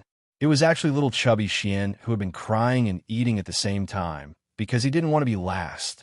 Although his voice was childish, it was full of strength. Kiki was also shocked. She didn't expect Brother Xian Xian to be so brave. Her mouth was agape as she looked at Brother Xian Xian, who was almost a head shorter than her, her eyes full of admiration and respect. I'm scared of that house. Even so, Dejun was still scared. He cried as he wiped his tears with a tissue. I'll go with you, okay? Xian Xian added, thinking that Brother Dajuan didn't hear him. But Dejun was still weeping endlessly and didn't continue the conversation. How did the discussion go? In the distance, the village chief, who felt that the scene had quieted down, walked back and asked, It's done, but he doesn't want to stay in that house. He's scared of that. He understood correctly, but he started to ramble again. I just said that I'll stay with him. Xian Xian blinked innocently and said, But I don't want to go. Dejun still shook his head and cried as he said, Then how about this? Kiki, who had been invisible all this while, suddenly opened her mouth. Although she was still scared, she couldn't bear to see Brother Dajuan so sad. I'll switch with Brother Dajuan. But I don't dare to stay there alone. I'll stay with you. Zhou Shimin. Did you see that? Did you see that? That's what your son said. Perhaps if Zhou Shimin saw it now, he would definitely cry. Xian Xian, you're finally enlightened. But Xian Xian was really great. He didn't hesitate and immediately agreed. Yes. Kiki beamed. She took a big step forward and happily held Xuan Xuan's hand, saying, Village head, I won't be scared if I sleep with Xian Xian. Was she really not scared? Actually, she wasn't. It was just that the kindness in her heart made her take this step bravely. Brother Xian Xian was so brave. How could she, as a sister, fall behind? With a good friend to face it with hand in hand, Kiki felt that perhaps she wouldn't be scared anymore. Was that really the case? Kiki, of course, didn't dare to think too much. She was just like Xian Xian, who was full of righteousness. Xian Xian smiled foolishly as he held his sister's hand. He was so happy that he was about to explode. What happened next almost made little fatty Xian so happy that he wanted to fly. But the village head smiled bitterly and muttered in his heart, That won't do. Especially Chi-Chi, before your father took her away, he even asked me if the two of you slept together. If you slept together. If he comes back tonight and sees. Cough, cough. The village head waved his hand and said, Our rules of the game are that we can't exchange rooms. Dejun, who was a little better just now, immediately became anxious again. His eyes turned red, and he was about to cry again.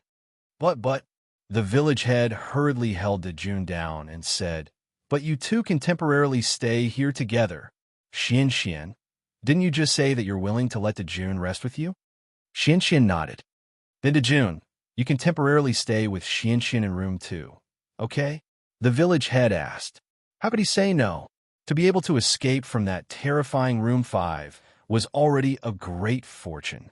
Dejun hurriedly nodded, then turned his head and said to Xian Xian in a choked voice, "Thank you, brother Xian Xian. No need to thank me. You can stay with me, and we can play together." Xian Xian smiled foolishly.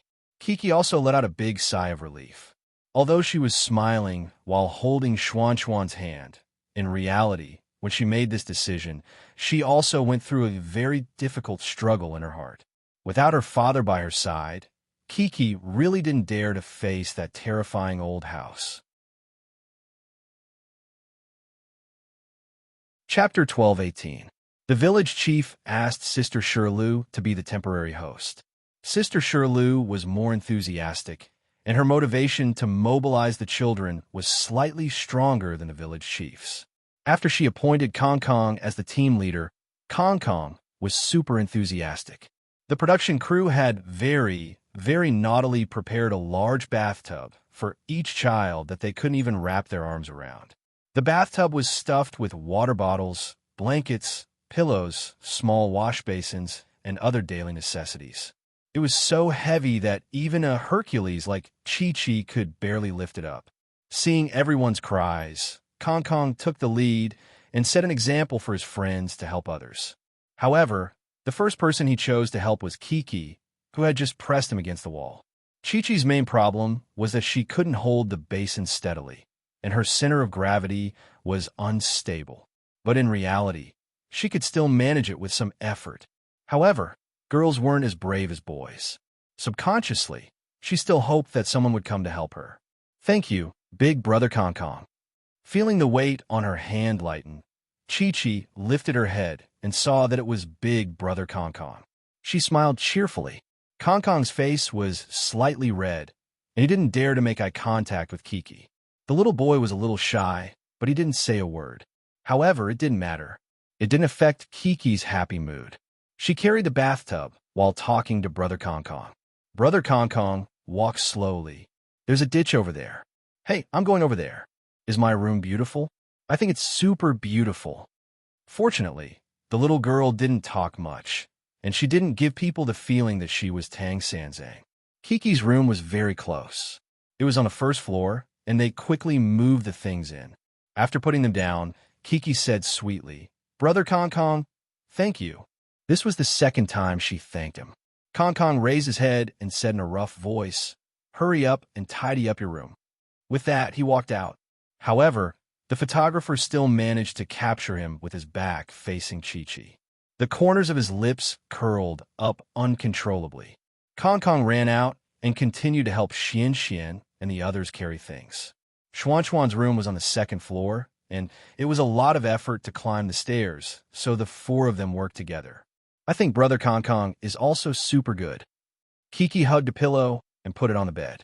When she saw Camera's good friend by the bed, she happily greeted Camera and then whispered something to it. However, after saying that, the little girl scratched her head while wiping her sweat. No one knew what she was thinking. Because the weather was too hot, she kept wiping the sweat off her neck. Her neck was pink. Could it be that he was considering this? Poplar Fruit had told her to choose a house, put down her things, and change her clothes. But it wasn't time for that yet. Kiki's eyes lit up.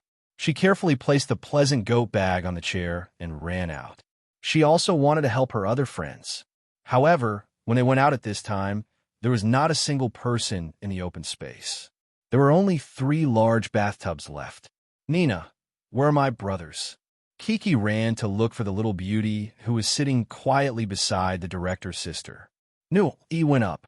Seeing that Sister Kiki was happy, Nina didn't stay by herself. She reached out to Sister Kiki and asked her to pull her up. Then, "Nina, let's help our brothers, okay?" Kiki held Nina's hand and went back to the large bathtubs. "Okay." Nina followed her sister's lead. She had no objections. However, my daughter didn't know how they could handle such a large bathtub with Nina's negligible strength. "We're coming." However, before they could take action, Nua, Dejun, and Kong Kong came running down from upstairs. "The girls don't need help. The boys can do it," Dejun said loudly. "Yes," Nua also shouted. Kiki and Nina gave up their positions. Nina even waved her arms happily as if she was very excited to see this scene. Perhaps it was because there were girls watching, but the boys were working especially hard. However, when they reached the second floor, it was a little difficult. Nuoyi's room was on the fourth floor. They had to push the bathtub up one step at a time, bending over. It was super tiring. Let's take out the things. Each of us can take a little. Isn't that enough? Kiki suddenly suggested an idea that made everyone's eyes light up. Thus, the boys all started to move. They broke up the things in the bathtub, and each of them took a little. It was very easy, including Nina. She also got a ball of tissue. The little beauty was very happy. Holding the tissue, she couldn't stop smiling at the director behind camera. When they reached Nuoyi's room, because Nina was there, everyone helped them tidy up the room. Then, they helped Jun and Brother Kong Kong together. In the end, when they were helping Brother Kong Kong, Xian, who had changed his clothes, ran out. While the boys were busy helping each other and showing the camaraderie of a team, what were the fathers doing when they were taken away by the bus? Poplar Fruit and the others were taken to the kindergarten in town by the bus.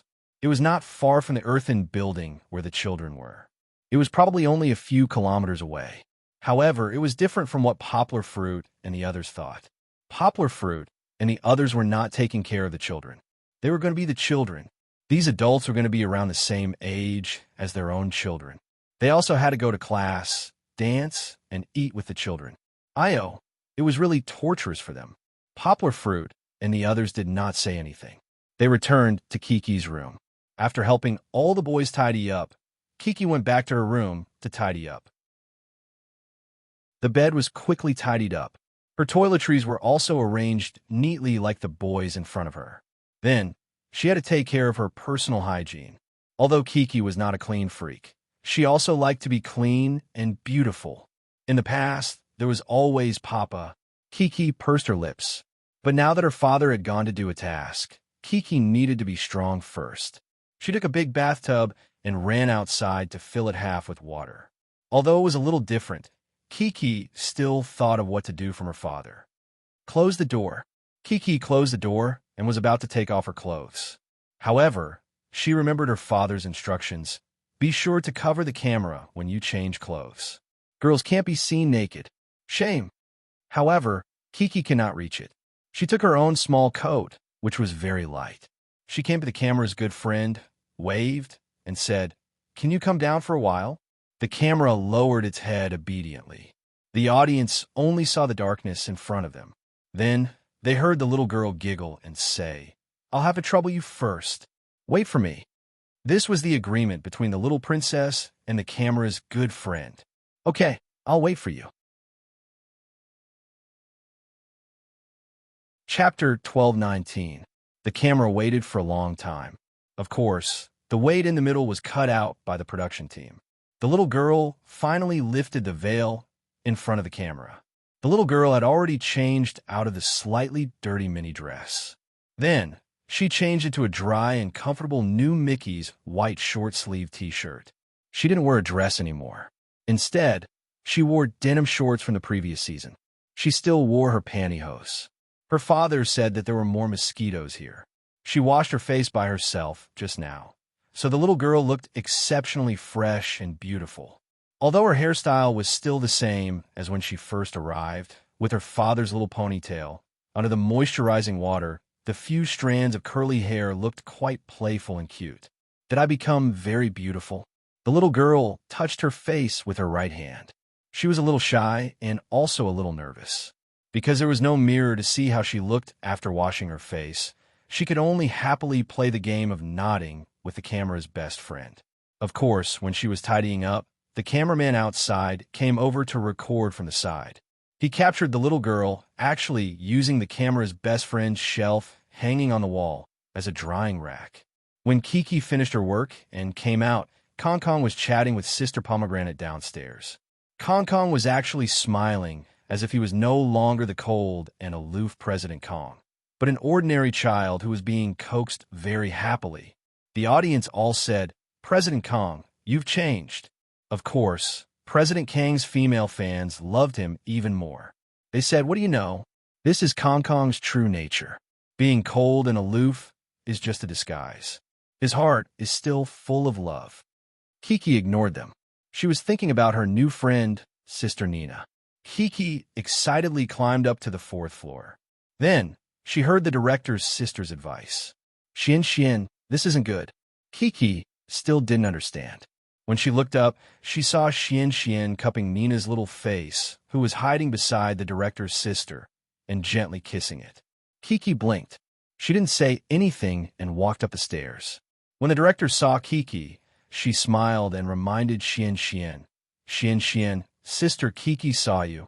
Xian was pulled around in a daze. When he raised his head, he discovered that Chi-Chi's sister's pretty face was right in front of him. Her big eyes that were as clear as water, however, were like mirrors that reflected his action of stealing a kiss from his sister. My sister always cries. Xian tried to explain that he just wanted to comfort his sister, but in fact, he did have the idea of having an affair, but he was found out. In fact, Kiki hadn't said anything yet. She just turned to look at Nina, who was behind him. When Nina saw her sister, she pouted and threw herself into Sister Kiki's arms. Sigh, forget it. I've been misunderstood and exposed. Xian dejectedly turned away from Sister Kiki and went downstairs. The photographer followed him and saw that Xian was very melancholy. Every step he took was very heavy, as if he had just experienced something unforgettable. But in fact, Kiki just hugged Nina and asked her, Nina, what's wrong? She didn't notice the change in Xian's mood, because in Kiki's opinion, it was very normal. There was nothing to make a fuss about. And at this moment, Nina was in her arms. Kiki felt the happiness of being relied on as a big sister. How could she care about brother Xian? I don't want to play with them. Nina pouted. Nina had been resisting Xian's kiss just now. Why? Brother Xian cares about you. Kiki giggled.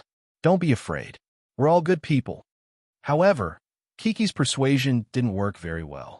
At this time, Nua E, who had just chased away to June, who was annoying to make friends with. He went straight to his sister, wanted to take Nina away from Kiki's arms. He thought that Kiki was pestering his sister like Xian and Dejun just now. Kiki could only let go, but she was very unhappy. She pouted and asked, "Hey, what are you doing? Why don't you let me play with Nina?" She didn't even ask her brother, which showed how unhappy the little girl was. She was like this when she came in just now. Because Nina doesn't want to play with you. Nua, he said. Nina wants to play with me. Kiki felt wronged. She felt that her kindness was misunderstood. She was very upset and her eyes were a little red. Nina blinked. She went over to Kiki and held her sister's hand. She stood between Nua E and Kiki. Nua E wasn't unreasonable. He looked at it carefully, then nodded and said, All right, she likes to play with you. Nina and I are good friends. Kiki's mood turned for the better. She held Nina's hand and smiled happily. Nina also recovered from her nervousness. Although she wasn't used to talking to the camera, she still smiled happily.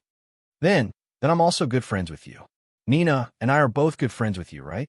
Nua, he finally had the time to plan his own friendship. Today, because of his sister, Noah, he had become a selfless guard protecting his sister. That's right. Chi-Chi giggled. Her previous unhappiness had long since vanished into thin air. Let's go down and eat. It's ready. The director heard the sound of the headset and called out to the children. I'm hungry. Nina finally opened her mouth. I'm hungry too. Nua, he said. I'm hungry too. Let's go eat together. Kiki said. She held Nina's hand and walked down the stairs in front. Nua, he followed behind to protect them. Where are Brother Dajuan and Brother Kong? Kiki asked curiously when they reached the kitchen and saw Brother Xian walking downstairs. Xian, the little foodie, was full of energy because of the food. He shook his head and said, I don't know. Kiki looked at the Annie, who was cooking. She acted as if she was at home and moved the chairs quickly. The seats were a little narrow, just enough for 4 people to sit around. The director said, You guys eat first. Kong and Dajuan can eat with Sister Shirlu on the other side. Nua, he was busy blowing the fan, so there was no one to take care of Nina. Little chubby Xian couldn't help but like his sister. He got down from the chair that Kiki had moved for him and walked towards his sister. Sister, I won't hit you, okay? Xian said in a baby voice. Actually, at that moment, Nina was a little confused. She looked at her brother and was probably asking for help. However, Xian had already hugged her. Of course, Xian didn't go overboard. In fact, he hugged her for a while and let go with satisfaction. He even held his sister's face and looked at her lovingly. Chapter 12:20. Chi-Chi was still busy helping the uncles and aunties to serve the cooked dishes and rice when a commotion broke out over here. She heard Nina yelling, "No, no." She was on her guard and a little irritated. It turned out that Xian had always wanted to sit next to Sister Nina. He promised to compromise and give up his seat, but Nina was unwilling to do so. She glared angrily at Brother Xian, who had hugged her just now. Kiki only noticed the conflict now. He already knew that his sister didn't like Xian and was about to return to his original seat. But Xian was anxious again. Little chubby Xian felt wronged, which aroused his stubbornness. He wanted to force himself on Nina and take the seat next to her. But if he did that, he would be strongly opposed by Yi, who was determined to protect his sister. Just as Xian was about to walk forward, a small hand suddenly grabbed his arm. With little fatty Xian's strength, even Yi, who was older than him, might not be able to resist him. However, it was such a slender and soft hand that held Xian so tightly that he couldn't move even if he struggled. The camera panned over. It was Kiki. She held Xian, who was actually a little out of control. Not only did she make Xian unable to move, but she also held a bowl of hot rice with her left hand. Really, Kiki's strength couldn't be measured by ordinary people's standards. The audience was a little surprised for a while, but then their attention was diverted by Kiki's next move. Xian, come and sit next to me, okay? Kiki's soft voice sounded in Xuan's ear. Xian didn't struggle, but lowered his head and pouted. Did he realize his mistake? Not necessarily, but in front of Kiki, who he liked, little brother Xian was very obedient. He had no choice but to accept it. He had been subdued. But when Kiki held Xuan's hand, little chubby Xian raised his head again, his eyes filled with surprise. Kiki actually liked this curly-haired little brother, not only because he once gave her a beautiful princess dress, but also because of his enthusiasm and loyalty to his friends. Of course, this liking was limited to taking care of little brother. Poplar fruit and you can sit here. In order to prevent Xian from fighting with Nina, Kiki let him sit on her left. This way, he and Nina would be separated by Kiki and Yi. Aya, let's eat. Even I want to go out and play with big brother to June. He also forgot about the unhappiness just now. He waved the chopsticks in his hand and said happily, I want to play too. Xian echoed loudly. Let's eat first. Xian, hurry. I'll get some food for you. Kiki's stomach was rumbling with hunger. She had a big appetite and was very punctual. She was just fooling around and didn't notice, but now she was starving. But she still took care of her little brother enthusiastically. After getting some food for Xian, Kiki took a bite of rice. Xian grunted like a pig. I don't know how to use chopsticks. Chi-Chi looked at the delicious food in front of her and swallowed a mouthful of saliva. However, the little girl who was happy to be an elder sister still put down her chopsticks and turned to Xian. Then, how about I feed you? And so, Xian happily enjoyed being fed by his sister. He even asked happily, I want a big lump of rice. Little chubby Xian ate happily while Nina sat by herself. Yi, who had trouble taking care of himself, also wanted to feed his sister when he saw Kiki's expression. I want you to feed me too. Nina looked at brother Xian enviously. Seeing him so happy, she ate a small piece of rice stuck on Yi's chopsticks. She dropped the rest and said with a little jealousy, he scratched his head. Kiki looked at her little sister. She was so busy. Xian was very good at this time. He took his chopsticks and said generously, Then I'll feed Sister Nina. I can eat alone. And so, Yi switched places with Kiki.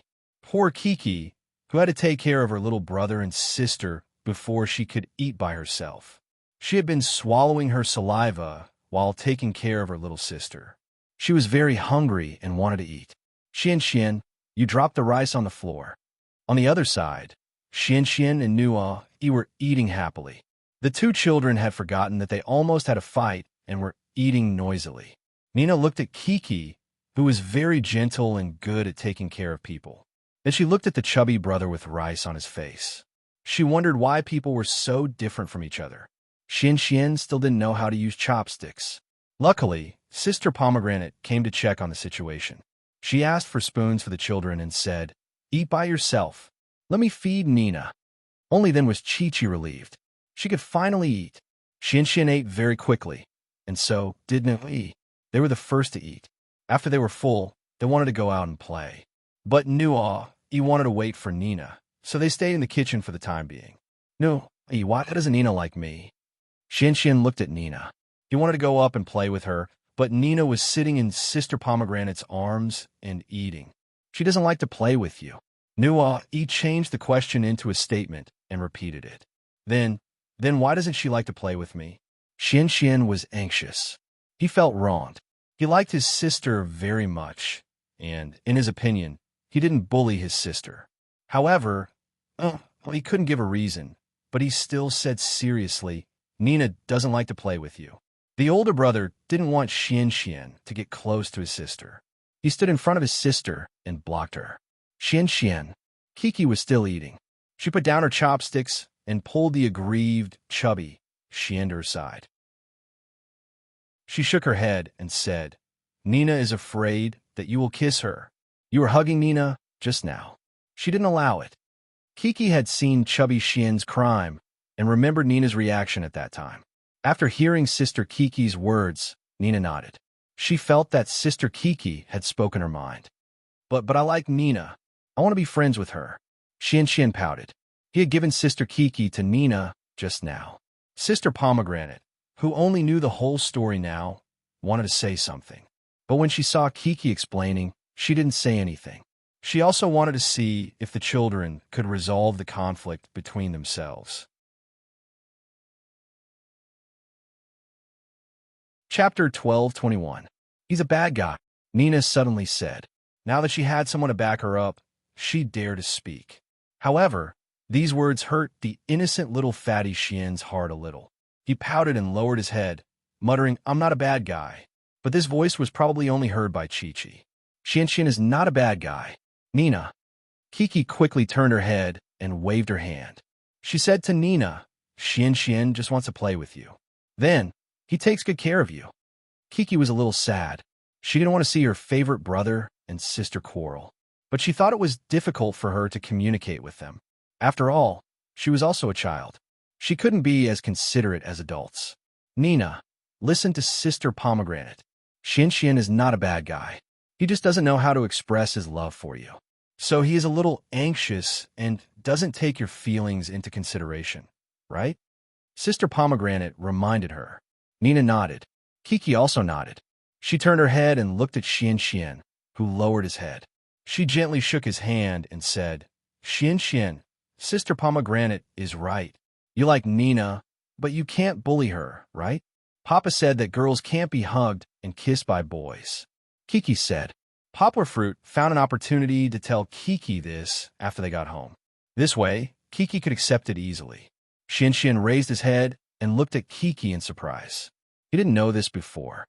"If you want to kiss Nina, you have to get Nina's papa's permission." Kiki waved her hand and said, "If Nina's papa doesn't agree and you kiss Nina, Nina will be unhappy." Sister Pomegranate looked at Kiki in surprise. She didn't know that this little girl would talk about this. It seemed that Poplar Fruit's family had educated her well. However, Kiki's ability to persuade children was not completely learned from Poplar Fruit. She was also influenced by what she saw in kindergarten. "Oh, then I won't do it in the future." Xian's mood instantly changed, and he became more cheerful. He waved his white, chubby little hand and said, "You have to apologize to Nina." Kiki jumped off the chair and pulled him to Nina's side. Seeing that it was Kiki who was leading him, Nua stepped aside. Nina, I won't kiss you in the future. Can we still be good friends? Xian asked as she scratched her belly. In fact, Nina was already over the moon after hearing so much. She pretended to be aloof, raised her head, and nodded. However, this nod seemed more like arrogance. You've forgiven him, right? Sister Pomegranate asked. You're not angry with Xian anymore, right? Xian is actually very good. He will give you a gift. Kiki walked closer, took Nina's hand, and put it together with Xian's hand. She said, shake hands. You'll be good friends in the future. Nina hesitated for a moment, and then shook Xian's hand. At this moment, Xian was overjoyed.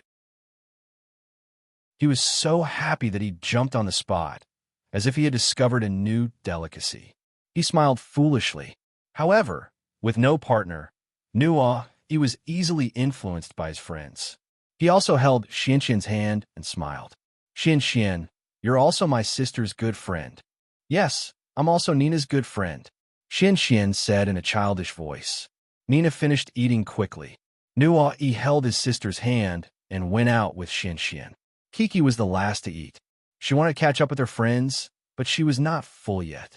During this time, she fed and persuaded Xian.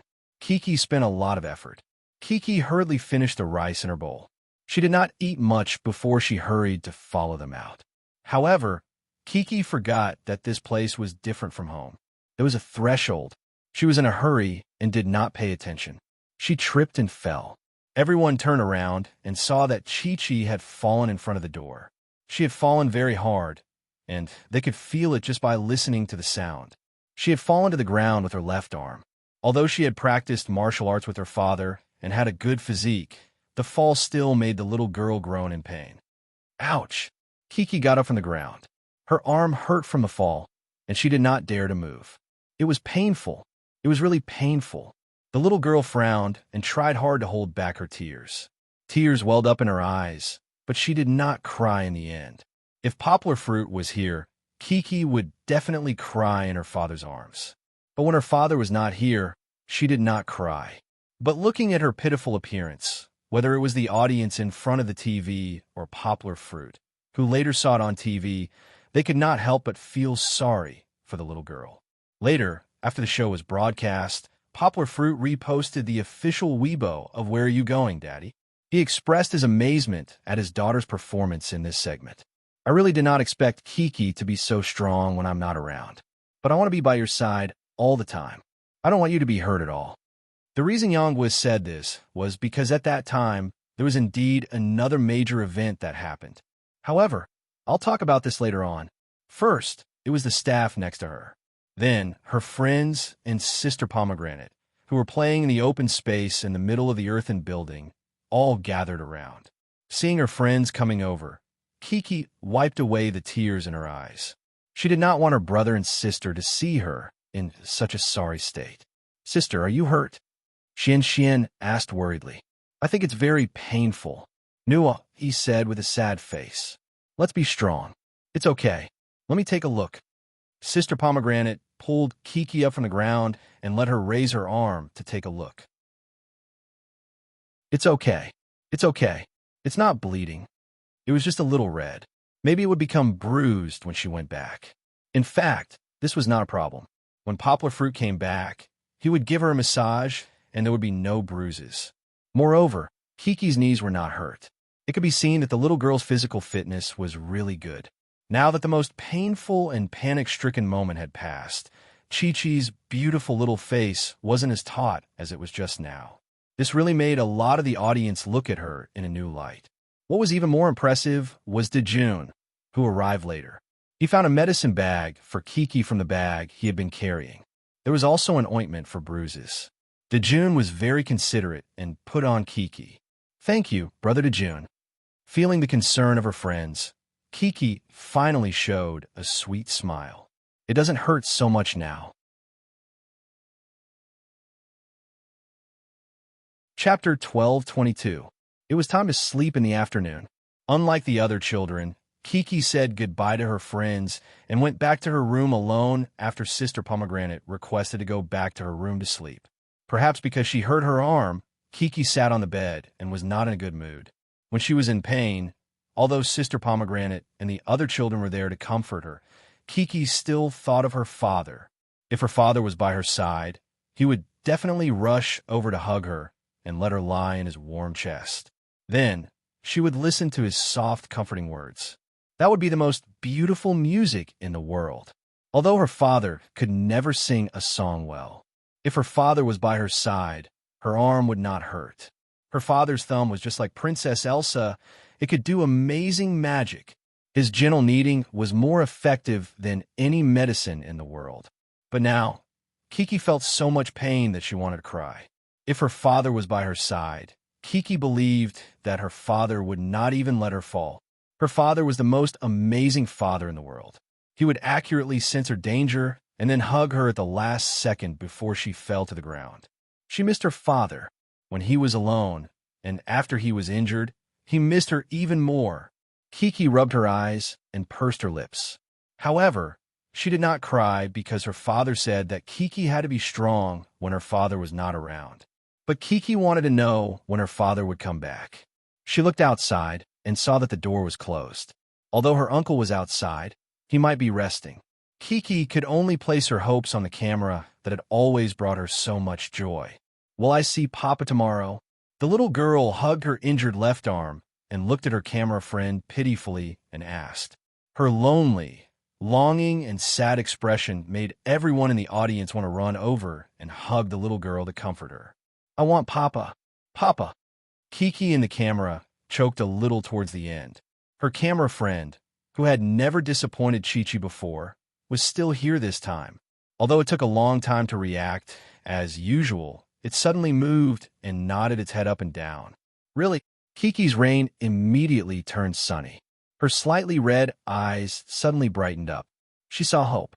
She saw hope that her father would come back. That was enough. I miss Papa so much. The little girl obediently hugged her blanket and took an afternoon nap, looking forward to the mission in the afternoon. Then tomorrow, her father would be back. At this time, what were Poplar Fruit and the others doing? Still in kindergarten? No. After being tormented in the kindergarten, Hujun, Lin Yongjian, Zhou Shimin, and Poplar Fruit actually walked back home on foot. Of course, they didn't walk far before they met the village chief, who was standing coolly beside a tractor beside a small hill. They didn't expect that the village chief wasn't here to pick them up, but to give them tools to chop bamboo from the bamboo forest on the hillside to make toys for the children. The saber was placed on the ground. He had no choice. No matter how hard the task was, no matter how many mosquitoes there were in the bamboo forest, he still had to continue working, right? In order to see the children as soon as possible. Fortunately, Poplar Fruit brought some mosquito repellent from the Miao tribe that he had prepared before going to Guishan province. After applying it on everyone, the mosquitoes didn't dare to get close. When they went up the mountain, Zhou Shimin smiled and teased. Poplar Fruit, saber is your strength, right? How many terrorists did you kill last year with one saber? 2 sabers. After knowing each other for so many days, they were very good friends. Poplar Fruit didn't act modest with Zhou Shimin. After he corrected him, he laughed. 2 sabers? Zhou Shimin handed over the saber in his hand and smiled. This should be enough for 2, right? Show off a little bit of your skills? Poplar Fruit took the 2 sickles in his hand and gently twirled them in a dazzling pattern. This was enough to make the audience scream. He smiled slightly, looked at the village chief, guests, and photographers around him, and asked, "Are you really going to come? Come on. In this place, let's add some Crouching Tiger and Hidden Dragon music." Hujun laughed and asked everyone to make space for Poplar Fruit. The photographers also spread out to ensure that there were different angles to capture him. Well, although it was a sickle, it seemed that everyone was very interested. Poplar Fruit really intended to perform a little in front of the camera. Although he certainly wouldn't show the real skills of the two-handed Miao Dao, it was still possible to integrate it into Tai Chi, Kung Fu, and make a little performance. Let's start. 1, 2, 3, action. Lin Yongjian acted as a temporary director. As soon as he finished speaking, Yang was body soared into the air. His footsteps turned into a shadow. With a kick, his legs crisscrossed between the extremely elastic bamboos. His body actually rose by more than 2 meters. Poplar Fruit went easy on him. If he really used his kung fu, it wouldn't be a problem for him to fly 5 to 10 meters. It depended on the toughness of the bamboo. Just as he flew to the highest point, his arms and body twisted like a spiral. The knife flight was like a shadow. People could only hear the sound of the knife striking the bamboo, but they couldn't see the bamboo. This was the difference between realms. Even the agile Zhou Shimin was dazzled by it. Poplar Fruit landed steadily, and even made a classic Huang Fei Hong pose with both hands holding the knives. Everyone applauded, but they didn't know what was good about it, because it was only cool it didn't have the ending of the hero in the movies. So after people applauded, they always felt that something was missing. Zhou Shimin felt it, but he didn't say it out loud. He just smiled at Poplar Fruit and said, "Poplar Fruit is indeed a man with real kung fu." Aya, the knives are chipped. Poplar Fruit held the 2 knives. He didn't have time to be modest. When he picked them up and looked at them, he shouted, "Both knives are broken. Brother Zhou, we can't chop the bamboo today. Village Chief, the quality of your knives is too bad, right?" Poplar Fruit's words immediately destroyed the heroic demeanor just now. Everyone burst into laughter. The knives were broken, but they could still chop bamboo. They just had to use the other side. Although Zhou Shimin was from Guishan province, he didn't have as much experience in chopping bamboo as Poplar Fruit. Poplar Fruit had seen how people chop bamboo. If you can't chop it directly, how much effort will it take? Poplar Fruit called a few fathers to work together and bend a bamboo. Then Poplar Fruit stood at the root and chopped. You have to cut at the bent point. Chop, chop, chop. Look, it's already half broken. Sure enough, after using this method, the efficiency increased by leaps and bounds. Soon, the fathers carried the bamboo down the mountain. Chopping bamboo on a mountain was actually very enjoyable. Although Poplar Fruit and Zhou Shimin were the youngest, being born in the 80s, they couldn't beat Hu Jun and Lin Yongjian, who were born in the 60s and 70s. It was too funny. The childlike innocence they had in kindergarten was still there. But no matter what, they were now sitting on the village chief's tractor, carrying the fruits of their labor back to the gathering place to make toys for the children.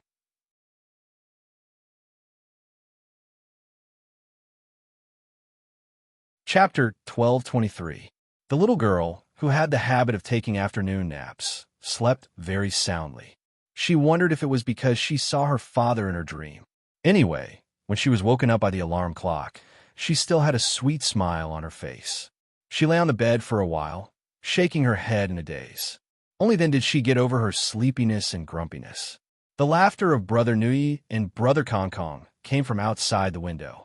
Only then did Kiki remember that she had a mission to do in the afternoon. A bright smile appeared on the little girl's face. Kiki was also super happy to play with her friends. She quickly got out of bed, put on her tights and small shoes, and then shamelessly wiped her face with the towel hanging on the camera rack. Only then did she run out impatiently.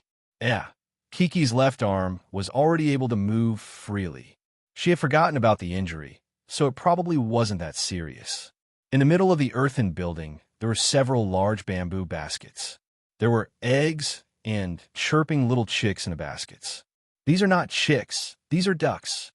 Chi-Chi leaned over and explained to Nono. At this moment, her eyes were almost in the shape of a heart. She reached out and gently stroked the ducklings' backs with heartache. She couldn't hide her love for them at all. How could she not love them? The 2 baskets of ducklings were a sea of yellow and orange. They obediently cried out nonstop in the baskets. Their heads were also moving up and down, one after another. They were super cute. Little yellow ducklings, just like the plastic ducklings she liked the most when she was bathing. At this moment, there were dozens of real and lively yellow ducklings in front of her. Kiki felt that her heart was about to melt. "Don't touch it, it will be scared." Kiki turned her head and said to Brother Kong Kong, who was squatting beside her, "It's okay." Mr. Kong Kong didn't care about the girl's feelings. He picked up the ducklings and played with them. Of course, he didn't use much strength. He just gently grabbed the ducklings' armpits and held them in his hands. Kiki didn't say anything when she saw how much Kong Kong liked the duckling, but she still looked at the trembling duckling in Kong Kong's hand nervously. She was worried that it would fall out of Kong Kong's hand. Look, it has a heart. Kong Kong pointed at the duckling and told Kiki why she had caught it. It turned out that the black spot on the duckling's head was a little different from its companions. It was in the shape of a heart. Great. I really like this one. Kiki's eyes became softer than water when she heard that. I'll give it to you then. Kong Kong pretended to be nonchalant as she placed the duckling in her sister's palm. She gave her discovery to my daughter, who was as beautiful as a daffodil. Thank you, Brother Kong Kong. Kiki replied, but she didn't have time to look at Brother Kong Kong. She was busy holding the cute duckling, and her heart was filled with love for the duckling. Hey, there's a heart. Kong Kong continued to search in the basket. At this time, Sister Pomegranate finally came downstairs with Dajuan, Xian Xian, and Nina. All the children were staring at the white and fat eggs and the yellow duckling in front of them. Sister, Chubby Xian came to Kiki's side and reported to her, Just now, I helped Nina put on her shoes. Nina also ran to Kiki's side and squatted down to look at the duckling happily with her sister. After hearing Xuan's words, she raised her head proudly and smiled faintly. You don't know how to put it on. Yes, it's super hard to put on. The shoes are too tight, Xian said. In any case, it was a world of difference from the tense relationship between the two children in the morning. Xian and Nina had become good friends. Okay, children, come here. It's time to assign you today's tasks. Hearing Sister Pomegranate shout, all the children who thought that they could happily do their tasks gathered around her and stood in a circle. They raised their heads and looked at Sister Pomegranate expectantly.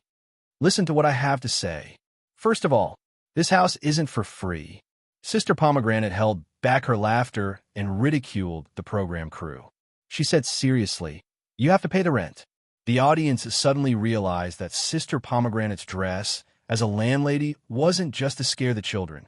There was a deeper meaning behind it. The children's smiles when they looked at Sister Pomegranate suddenly withered like flowers that had been sunburned. A tense atmosphere spread among the children, and everyone felt very uneasy. Do you know how much a day's rent is? After Sister Pomegranate asked, the children were so depressed that they didn't dare to speak. She asked and answered her own question. 80 yuan. Only 80 yuan. Kiki reacted faster than the other children. She thought that it would be fine if her father gave her money. 80 yuan. Her father had a lot of money in his wallet. Besides, her own small passbook far exceeded this amount. Of course, Kiki didn't have any money on her, but Kong Kong looked like a rich young master. He smiled mischievously and said, 80 yuan is fine. I'll take 100 yuan. Kiki looked at her brother with admiration. She pulled Brother Kong Kong and asked, Brother Kong Kong, my papa hasn't come back yet. Can you lend me 100 yuan? I'll return it to you when my papa comes back. No. You have to sell things. You can't use your own money. Sister Pomegranate laughed and said while waving her cattail leaf fan. Then is 1,000 yuan okay? Another rich and handsome man asked. No, you have to sell things yourself. How could Sister Pomegranate let them succeed? This was originally the program crew's arrangement. Sister Pomegranate continued. You have to earn money through your own labor to pay the rent, understand? The children nodded their heads in confusion. Okay, Sister Nuyi, listen to me. Sister Pomegranate began to assign tasks. She pointed to the cart with the immortal grass honey and said, You two have to go Yuchong building to sell immortal grass honey. Kong Kong. Sister Pomegranate stretched out her cattail leaf fan and patted Kong Kong. I'll sell ducks. Boss Kong Kong's cold and elegant appearance hit a soft heart. I also want to sell ducks. Kiki grinned. She didn't want to leave these cute little creatures. Yes, Kong Kong and Kiki go to Conxia village to sell ducks. Sister Pomegranate waved her cattail leaf fan domineeringly and said, You too. Sister Pomegranate suddenly pointed to Dejun and Xian, who were somewhat distracted. She held back her laughter and asked loudly, Who are you? Have you forgotten? Dejun laughed foolishly and pointed to himself. Where's he? Sister Pomegranate pointed to Xian, who was standing beside June in confusion. Xian didn't know how to speak. He just stared foolishly at Sister Pomegranate, while the June pointed foolishly at Xian. Sister Nina on the other side. Oh, Kong was already covering her head. She was convinced by their IQ. It's Xian. Kiki giggled so hard that she wanted to bend over while holding her stomach. In the end, the two silly brothers, Xian and Dejun, were assigned to sell eggs in Yunshui's song. Kiki was going to sell ducklings with the cold and aloof Kong. What kind of sparks would fly between them?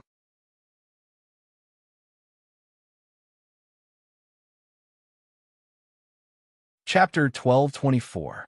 There will be more updates today. After asking about the route, Kiki and Kong each carried a basket of ducklings and set off. Although it was a big basket and the ducklings were squeaking nonstop, the ducklings were actually very light. Even Kong could easily carry them, let alone Kiki. However, Kong was a boy after all, and he was a little taller than Kiki, so he walked a little faster in front. Kiki looked at the ducklings from time to time, and her heart was blooming with joy. When she looked at Brother Kong again, Brother Kong was already 4 or 5 meters ahead of her. Brother Kong, wait for me. However, the little girl didn't dare to run. She could only call out to big Brother Kong to stop.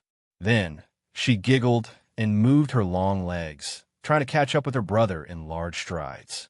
Kiki was afraid that the ducklings would fall out if she ran. After all, the basket was too crowded, and the ducklings were very good at jumping. She had seen them in the earthen building just now. They could jump into the basket from ground. Do you want me to help you? Kong looked at his sister walking towards him with an innocent and cute smile. He could not help but lower his head and pretend to look at the ducklings in the basket. Kiki could not hear clearly. She stopped next to Brother Kong, tilted her head to look at Brother Kong's face, and asked, Brother Kong, what did you say? Can you carry it? I'll help you carry it. Kong turned his head to the side and asked again without looking at Kiki. Kiki had seen other children looking at her shyly, and she had also seen Brother Xian, who was sometimes shy and sometimes enthusiastic. However, Kiki did not care much about it. Kong was a little special. How could Brother Xian be shy? This was something that Kiki could not understand. Since she could not understand it, she stopped thinking about it. Although the audience was watching with great interest, Kiki did not cooperate with them. She smiled brightly, shook her head, and said, No, I can do it. And so, the little boy walked with my daughter for a while. Kong suddenly said, we should feed them. Otherwise, the duckling will be hungry. Yes, the duckling is hungry. Kiki nodded. When they came out, they actually had a small bamboo pod on their waists. It was made of bamboo and contained food for the little yellow ducks, but she had forgotten to feed them. Therefore, they squatted down by the roadside. Kong poured the food into the basket and let the ducklings fight for it. Kiki, on the other hand, was a little cuter. She imitated how her grandparents fed the chickens in her hometown. First, he clapped his hands, tried to attract the attention of the little yellow ducks, but they seemed a little indifferent. Then, Kiki poured some food on her white and tender palm. The opening of the bamboo pot was too small, so she couldn't fit her palm into it. Duckling, it's time to eat. The little girl squatted next to the bamboo basket without paying attention to her image. Then, she pinched the duck food and poured it into the bamboo basket little by little. Wherever the food went, the little yellow ducks fought for it. They love it. Kiki giggled. She was very happy to see this. She quickly poured out another handful of food and let the little yellow ducks fight for it. The ducklings here haven't eaten yet. Hee, don't worry, sister will feed you. Kong raised his head and looked at Kiki. He pursed his lips, but didn't say anything. Kong almost didn't say anything along the way. Kiki took care of the little yellow ducks, so she didn't complain. However, the two children were not in a hurry. Kiki fed them slowly, and Kong, who had finished feeding, played with the little yellow ducks in his basket very gently. The little yellow ducks all wanted to escape from the bamboo basket and the narrow space crowded with their own kind. They jumped up and down one after another, but they couldn't jump because there was no place to put their feet. It was very interesting. Brother Kong. Kiki raised her head and looked at Brother Kong. The The little girl didn't know why she was very happy. She giggled and asked, "Does it hurt?" "It doesn't hurt." She thought that Kong would answer every question she asked, but she didn't expect him to be so talkative. He said, "It's very comfortable, just like a massage machine." It's true. Kiki was amused by Brother Kong's words. She imitated Brother Kong and put her hands on the ducklings' heads. After playing for a while, she clapped her hands and laughed so hard that the audience was worried that the little girl would fall down. "You're going to sell ducklings." Today, it was the very good choreographer's sister who was with them. She saw the two children squatting and playing by the side of the road for a long time and didn't seem to want to leave, so she reminded them. "Okay, let's go." Kong was more cheerful than before. He stood up and said hello to his sister. "But I don't want to sell ducklings." Kiki stood up, but she was a little reluctant to hold the bamboo basket. She pouted and said, "I like these ducklings very much. Can I not sell them?" Kong glanced at Chi-Chi. He was also hesitating. "But you have to sell ducklings to earn rent for Sister Pomegranate." The choreographer's sister said, "You don't want Sister Pomegranate to be sad, right?" When Kong heard this, he said in a rough voice, "Well, don't be afraid. Let's sell these ducklings. When we go back, we'll ask your father to buy you new ducklings to raise." Since Brother Kong said so, Kiki had to follow him. The two of them moved quickly. It didn't take much effort for them to reach the first house and try to sell their ducklings. However, this family didn't seem to know how to show tender care for the fairer sex. Chi-Chi and Kong tried their best to persuade the old man, and Kong even tried to sell them as gifts in order to open up a market. However, the old man refused to budge. "Brother Kong, we're going to sell ducklings. We're not giving them away," the little girl explained to Kong seriously. Kong was a little depressed. On the one hand, he had failed to promote his ducklings. On the other hand, he was being questioned by his little friend, and this little friend was Kiki, whom he liked very much. He disappeared a little later. On the other hand, Kiki was still full of energy. She was looking for people to promote her ducklings in the village. Of course, Chi-Chi was also defeated time and time again. She had actually been repeatedly rejected from the very beginning. How can this be? Why doesn't anyone buy the cute ducklings? Kiki pouted and asked her brother. She couldn't figure out. Kong walked in front of her and said, "I don't know. I don't want to sell ducklings anymore." Kiki's setbacks seemed to be pressuring him. The little boy frowned and couldn't relax. "Oh, I see someone in front." Kiki suddenly pointed to the front and shouted happily. She ran forward and grabbed Brother Kong's hand. "Brother Kong, let's go and ask." Well, as mentioned earlier, Xiaohan will add a chapter today. The reason is that the book's ban has finally been lifted at Qidian.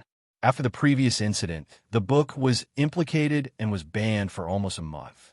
Originally, the book's results had just improved a little.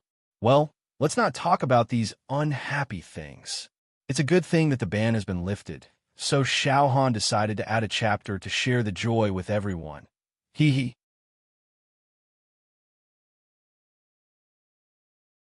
Chapter 1225. If one were to say that Kong had followed her willingly, then it would be more accurate to say that he had been dragged a few steps forward by Chi-Chi, and then followed behind her with an unwilling expression. Of course, Chi-Chi took the lead and ran over. The one thing that a young girl lacked the least was the energy of youth. However, when Chi-Chi ran over, she felt a little shy. She looked at the little big sister who was about 10 years old in front of her and raised her hand in an attempt to greet her. "Hello, big sister." She subconsciously looked back but found that big brother Kong didn't follow her. Kong was holding his duckling, shaking his head and kicking the small stones on the side of the road. He looked like he could not do this business and had to come back quickly. "Hello, little sister." The young lady smiled. "Little sister, you're so beautiful." "Thank you. Big sister is very beautiful too." Her sister's friendly praise made Kiki beam. She also forgot the awkwardness of just meeting Brother Kong.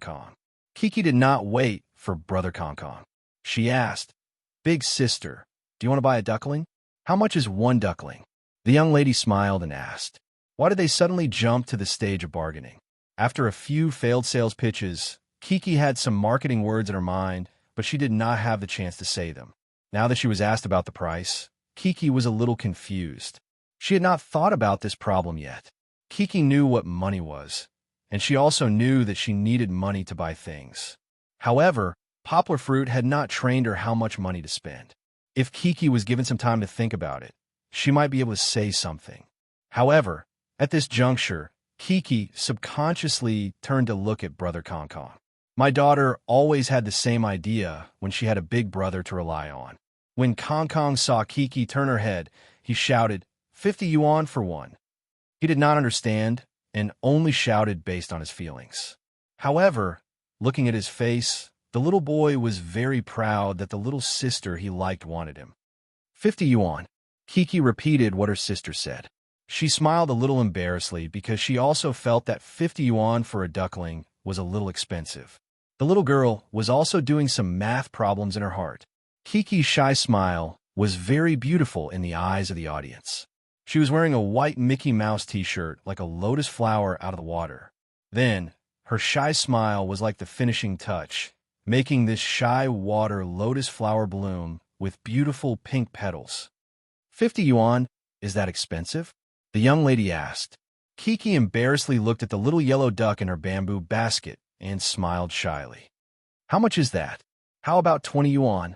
The young lady bent down and looked at Kiki with a smile. Sure. Kiki nodded her head first, and then did some calculations in her heart.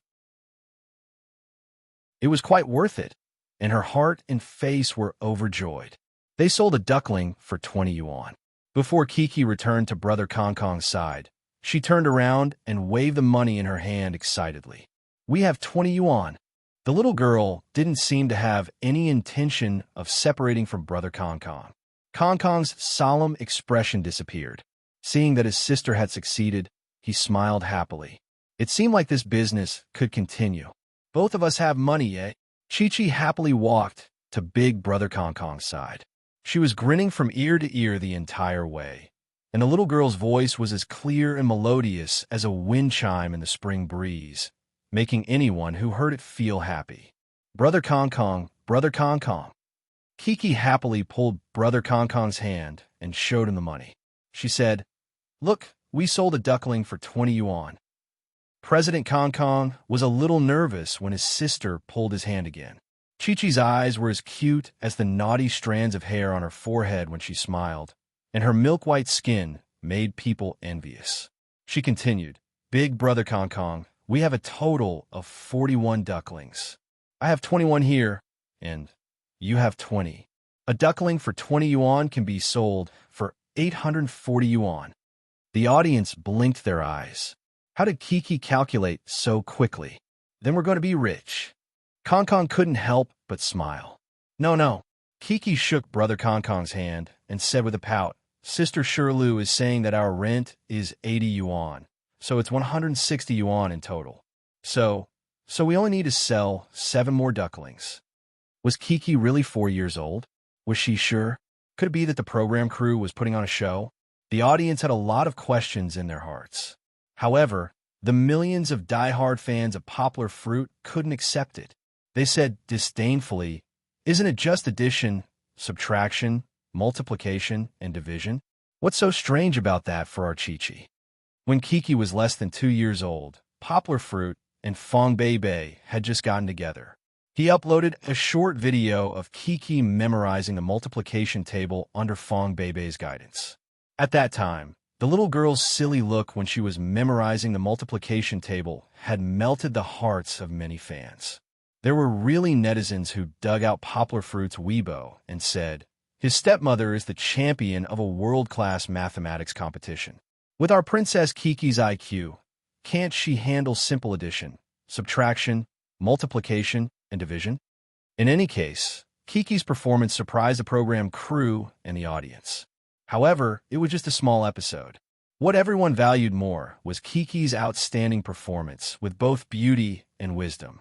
Kong was a little dizzy from Kiki's words, but looking at his sister's big, pleading eyes, she was so cute that he couldn't bring himself to reject her. He nodded and said generously, Okay. However, when it came to selling the ducks, everyone, including Kiki, forgot about this number. Because of the friendly interaction with the customers and the sense of accomplishment from selling the ducklings, they became more and more enthusiastic. Do you want a duck? Here's a loving duck. Kongkang's main focus was the loving ducklings. In fact, these ducklings with black fluffy spots on their heads were in the shape of hearts, so Kiki didn't care. However, the loving ducklings were very popular, and many aunties were willing to buy them. When the ducklings grow up, they will become very beautiful swans. Hee. Kiki probably remembered the story of the ugly duckling that her father told her, and told the auntie and her sister a little exaggeratedly. It was unknown whether it was her story or the little girl's sweet smile that made the customers laugh. Kiki also sold a lot of ducklings. There were also some kind-hearted villagers who liked the two children's cuteness and hard work, and opened their wallets to buy the children's ducklings. There were also people who bargained with them, from 20 yuan to 5 yuan, but Kiki and Brother Kong, who were already full of satisfaction from selling the ducklings, didn't care. However, things didn't always go smoothly. Just as they were happily selling the ducklings, a small crisis was brewing. Could Kiki and Kong smoothly solve it? Chapter 12:26. The weather wasn't on their side, and it started to drizzle. Poplar Fruit, who was making a bamboo toy for his daughter, raised his head and looked at the sky with worry on his face. He didn't know what mission his daughter was doing, but it was raining. Was she in a safe house? Poplar Fruit didn't need to worry because it was a big brother with a cold face but a warm heart. He was holding Kiki's hand and protecting her as they walked down the slippery stone steps. Kiki was surprised at first when Big Brother Kong suddenly held her hand. She didn't know why, but she suddenly felt like a little deer was jumping around in her heart. Of course, Kiki didn't understand the meaning behind it, but Big Brother Kong was protecting her. Kiki was happy. She smiled sweetly at Big Brother Kong and said, "Thank you, Big Brother Kong." "Ah, it's nothing." Kong took the initiative to hold his sister's hand for the first time. He didn't expect himself to be so brave, but he still pretended to be cold and shook his head. There was a downhill path, so Kong took his sister's hand and walked down quickly. His sister's hand was soft and slender. This feeling was very strange. The little boy was a little nervous.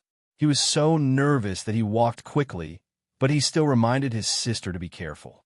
"Big Brother Kong, let me tell you, my papa bought me a yellow duck before, but it was fake." The two innocently held hands and laughed. This scene was too beautiful. As they laughed, Kiki suddenly turned her head and looked at Kong with her big clear eyes. She asked in confusion, "Big Brother Kong, why are you holding my hand so tightly?" Although Big Brother Kong's strength couldn't hurt Kiki, compared to her father's gentleness and little brother Xian and Big Brother Dajuan's strength, she felt that it shouldn't be so strong. "I'll be like this when I'm nervous." Kong's face was tense, and his voice was a little nervous. They were going downhill just now, and now he was holding his sister's hand. He didn't want to let go of her hand, afraid that his sister would find out. "Oh, okay. Hee. Kiki smiled brightly and didn't care. She shook Big Brother Kong's hand and naively thought that it was fun. In Chi-Chi's heart, she was probably happy that she could become even better friends with Big Brother Kong than before, wasn't she? Big Brother Kong usually stood by the side and didn't play with them. Big Brother Kong's actually also wanted to play with them. Now that she found out, her sister's smile warmed Kong's heart. However, they soon arrived at a house where they could temporarily take shelter from the rain. Big Brother Kong and Kiki's hands Big Brother's SST TSSS TSSS SSS TSSS plays as T's SSS SSS and swimmings. Round after round, they chased each other and even chirped. It was super cute. When I take a bath at home, I also play with a yellow duck. Mine is a fat yellow duck. Kiki raised her eyebrows and smiled. Big Brother Kong, next time, I'll ask Papa to take a picture for you. I stopped playing with this kind of toy long ago. Kong said. Then do you want to see it or not? Chi-Chi pouted and asked a little unhappily. Kong glanced at his sister, lowered his head, and said softly, yes. Hee hee. Not long after, the rain cleared up. Kiki and Kong Kong sorted the yellow ducks and put them back into their baskets. They were a little wet, but they didn't care too much about it. Now, they couldn't tell whose was. They thought that the money they earned was all together. Kong Kong even generously let Kiki keep all the money in hers bag, although each of them was wearing a bright-colored bag given by the program team. "Give me 2 more, I'm strong," Kong Kong said in a manly manner. Was he really that strong? Not necessarily. However, Kiki didn't think about it at all. It felt good to be cared for by her brother. Kiki smiled sweetly at Kong Kong. "Thank you, big brother Kong Kong." After selling a few more ducks, Kiki was still immersed in the sense of achievement, but Kong Kong suddenly remembered Kiki's request at the beginning. They should sell enough ducklings to pay the rent, and the rest of the ducklings should be left for Kiki to take home. Moreover, Kong Kong wanted one for herself. "Kiki, let's count how much money we earned, okay?" Kong Kong suddenly said. "Count money?" Kiki blinked her big eyes in confusion. "Did you forget?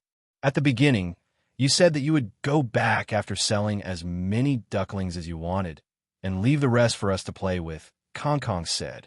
Kiki suddenly put on a surprised expression. Her little mouth became round. She scratched her head regretfully and said, "Oh, I forgot. What should we do? We've already sold so many ducklings." Looking at the 2 bamboo baskets that didn't even add up to a basket of ducklings, Kiki was so anxious that she wanted to cry. The little girl felt guilty for selling so many cute little animals for money. "It's okay. We sold them." Kong Kong waved his hand and said carelessly, "How about we leave them all for you to play with? Let's count the money first and see if it's enough for the 80 yuan rent." Chi-Chi pouted and followed Big Brother Kong Kong to a wall. She squatted down and pulled open the zipper of her small bag a little unhappily. Then she dug around inside and actually pulled out several handfuls of money. "Wow, so much money?" The Scorpio boss Kong Kong smiled happily. It was rare to see him so excited. "We're rich. We're rich." Influenced by Big Brother Kong Kong, Kiki looked at Big Brother Kong Kong's silly grin and couldn't help but laugh again. She gave most of the money to Brother Kong Kong. Then, the 2 children started counting the money separately. $10, $20, $5. Chi-Chi flipped through the bills one by one as she muttered the denominations of the bills. Her calculation method was different from the average person's. She had a small calculator in her heart, and she remembered everything clearly no matter where she calculated. 1, 2, 3. Compared to Kiki, Boss Kong Kong's way of counting money was refreshing. 21 yuan. "Oh, I have enough money for the rent. I'm rich." Looking at President Kang's satisfied and smug look, the audience all expressed that this child was too amusing and easily satisfied. If they gave him 100 yuan notes, wouldn't Kong Kong be so happy that he would pawn them? "Big Brother Kong Kong, I have 130 yuan. How much do you have?" Kiki asked Kong Kong after she finished counting. "I have 21 yuan. Kong Kong said happily. "You have 130 yuan, and I have 21 yuan. Together, we have no—" "Big Brother Kong Kong, you counted wrong." Kiki didn't know whether to laugh or cry as she took the money from Big Brother Kong Kong's hands. This big brother was not as good at counting as Kiki. She should count it herself. Chapter 12:27. We have a total of 315 yuan. Kiki happily grabbed the messy money in her hands and ran to show it off to the camera. She knew how to count money, but she didn't know how to clean it up, so some money was still scattered on the ground. Kong Kong gathered the money scattered on the ground and imitated Kiki's mischievous behavior. She grinned at the camera and said, "We have 315 yuan. Kiki reminded her, "Yes, we have a total of 315 yuan. Looking at the 2 children going up and down one after another, sometimes facing the camera and sometimes facing the director's sister who was playing very well, they laughed crazily to show off the money they had earned. The audience also smiled knowingly when they saw this. She was smiling now, But not long after, in front of the TV, she saw Chi-Chi squatting in front of the bamboo basket with her eyebrows drooping. She had only turned her head after the video was edited. She wanted to share her happiness with the ducklings, but then she found that one of the ducklings was lying there, motionless. At first, Kiki thought it was strange and didn't understand what was wrong with it. She even reached out to touch it, but the duckling didn't move and its body was a little cold. Maybe it was water. Kiki suddenly thought of something terrible. Just like when she went to the pet hospital and the stray cat and dog rescue center with her father, sometimes Poplar Fruit and Fong Bei wouldn't let Kiki see some scenes, but she would still find that some of the dogs she had named were missing. Although her father said that they had gone to a very, very beautiful heaven, Chi-Chi still understood that those very, very old dogs were actually already dead. Kiki had always understood life and death, but she preferred to live in the fairy tale that her father told her. At this moment, was she really going to face death? Although she didn't want to believe it, the little girl opened her mouth and stared at the duckling for a long time. She saw that the duckling had completely lost its vitality and was lying on all fours, motionless, and its fluffy feathers were frighteningly wet with water droplets. Kiki was completely panicked. When Kong came over, Kiki looked at him helplessly. Her voice was as clear as usual, but from her eyes, one could tell that Kiki's mind was blank. When the ducks died, Kong, who had been happily talking to the director, suddenly froze. He squatted down and gently picked up the duckling to examine it. The duckling's head moved, and Kong gasped and said loudly, "It's still alive." Although it was alive, the duckling's eyes were so lifeless that it looked almost like it was dead. Kong was afraid that he had done something to kill the dying duckling to death, so he quickly put it back. Really? Kiki was overjoyed. She had been feeling terrible, but now she saw hope. She picked up the duckling again, but her hands were trembling. She gently stroked the duckling's fluffy feathers, but the uneasiness in her heart grew stronger. The director said, "Put it on the ground and see if it can stand up." Kiki did as she was told, but how could it stand up? The duckling was lying on the ground, and its head was also on the ground, motionless. Kong looked at the director happily, thinking that the director was knowledgeable and would be able to save the duckling. However, a cruel exclamation suddenly came from the surrounding audience. "Wow, is the duck really dead?" Instantly, Kiki and Kong's expressions froze. "It's too small.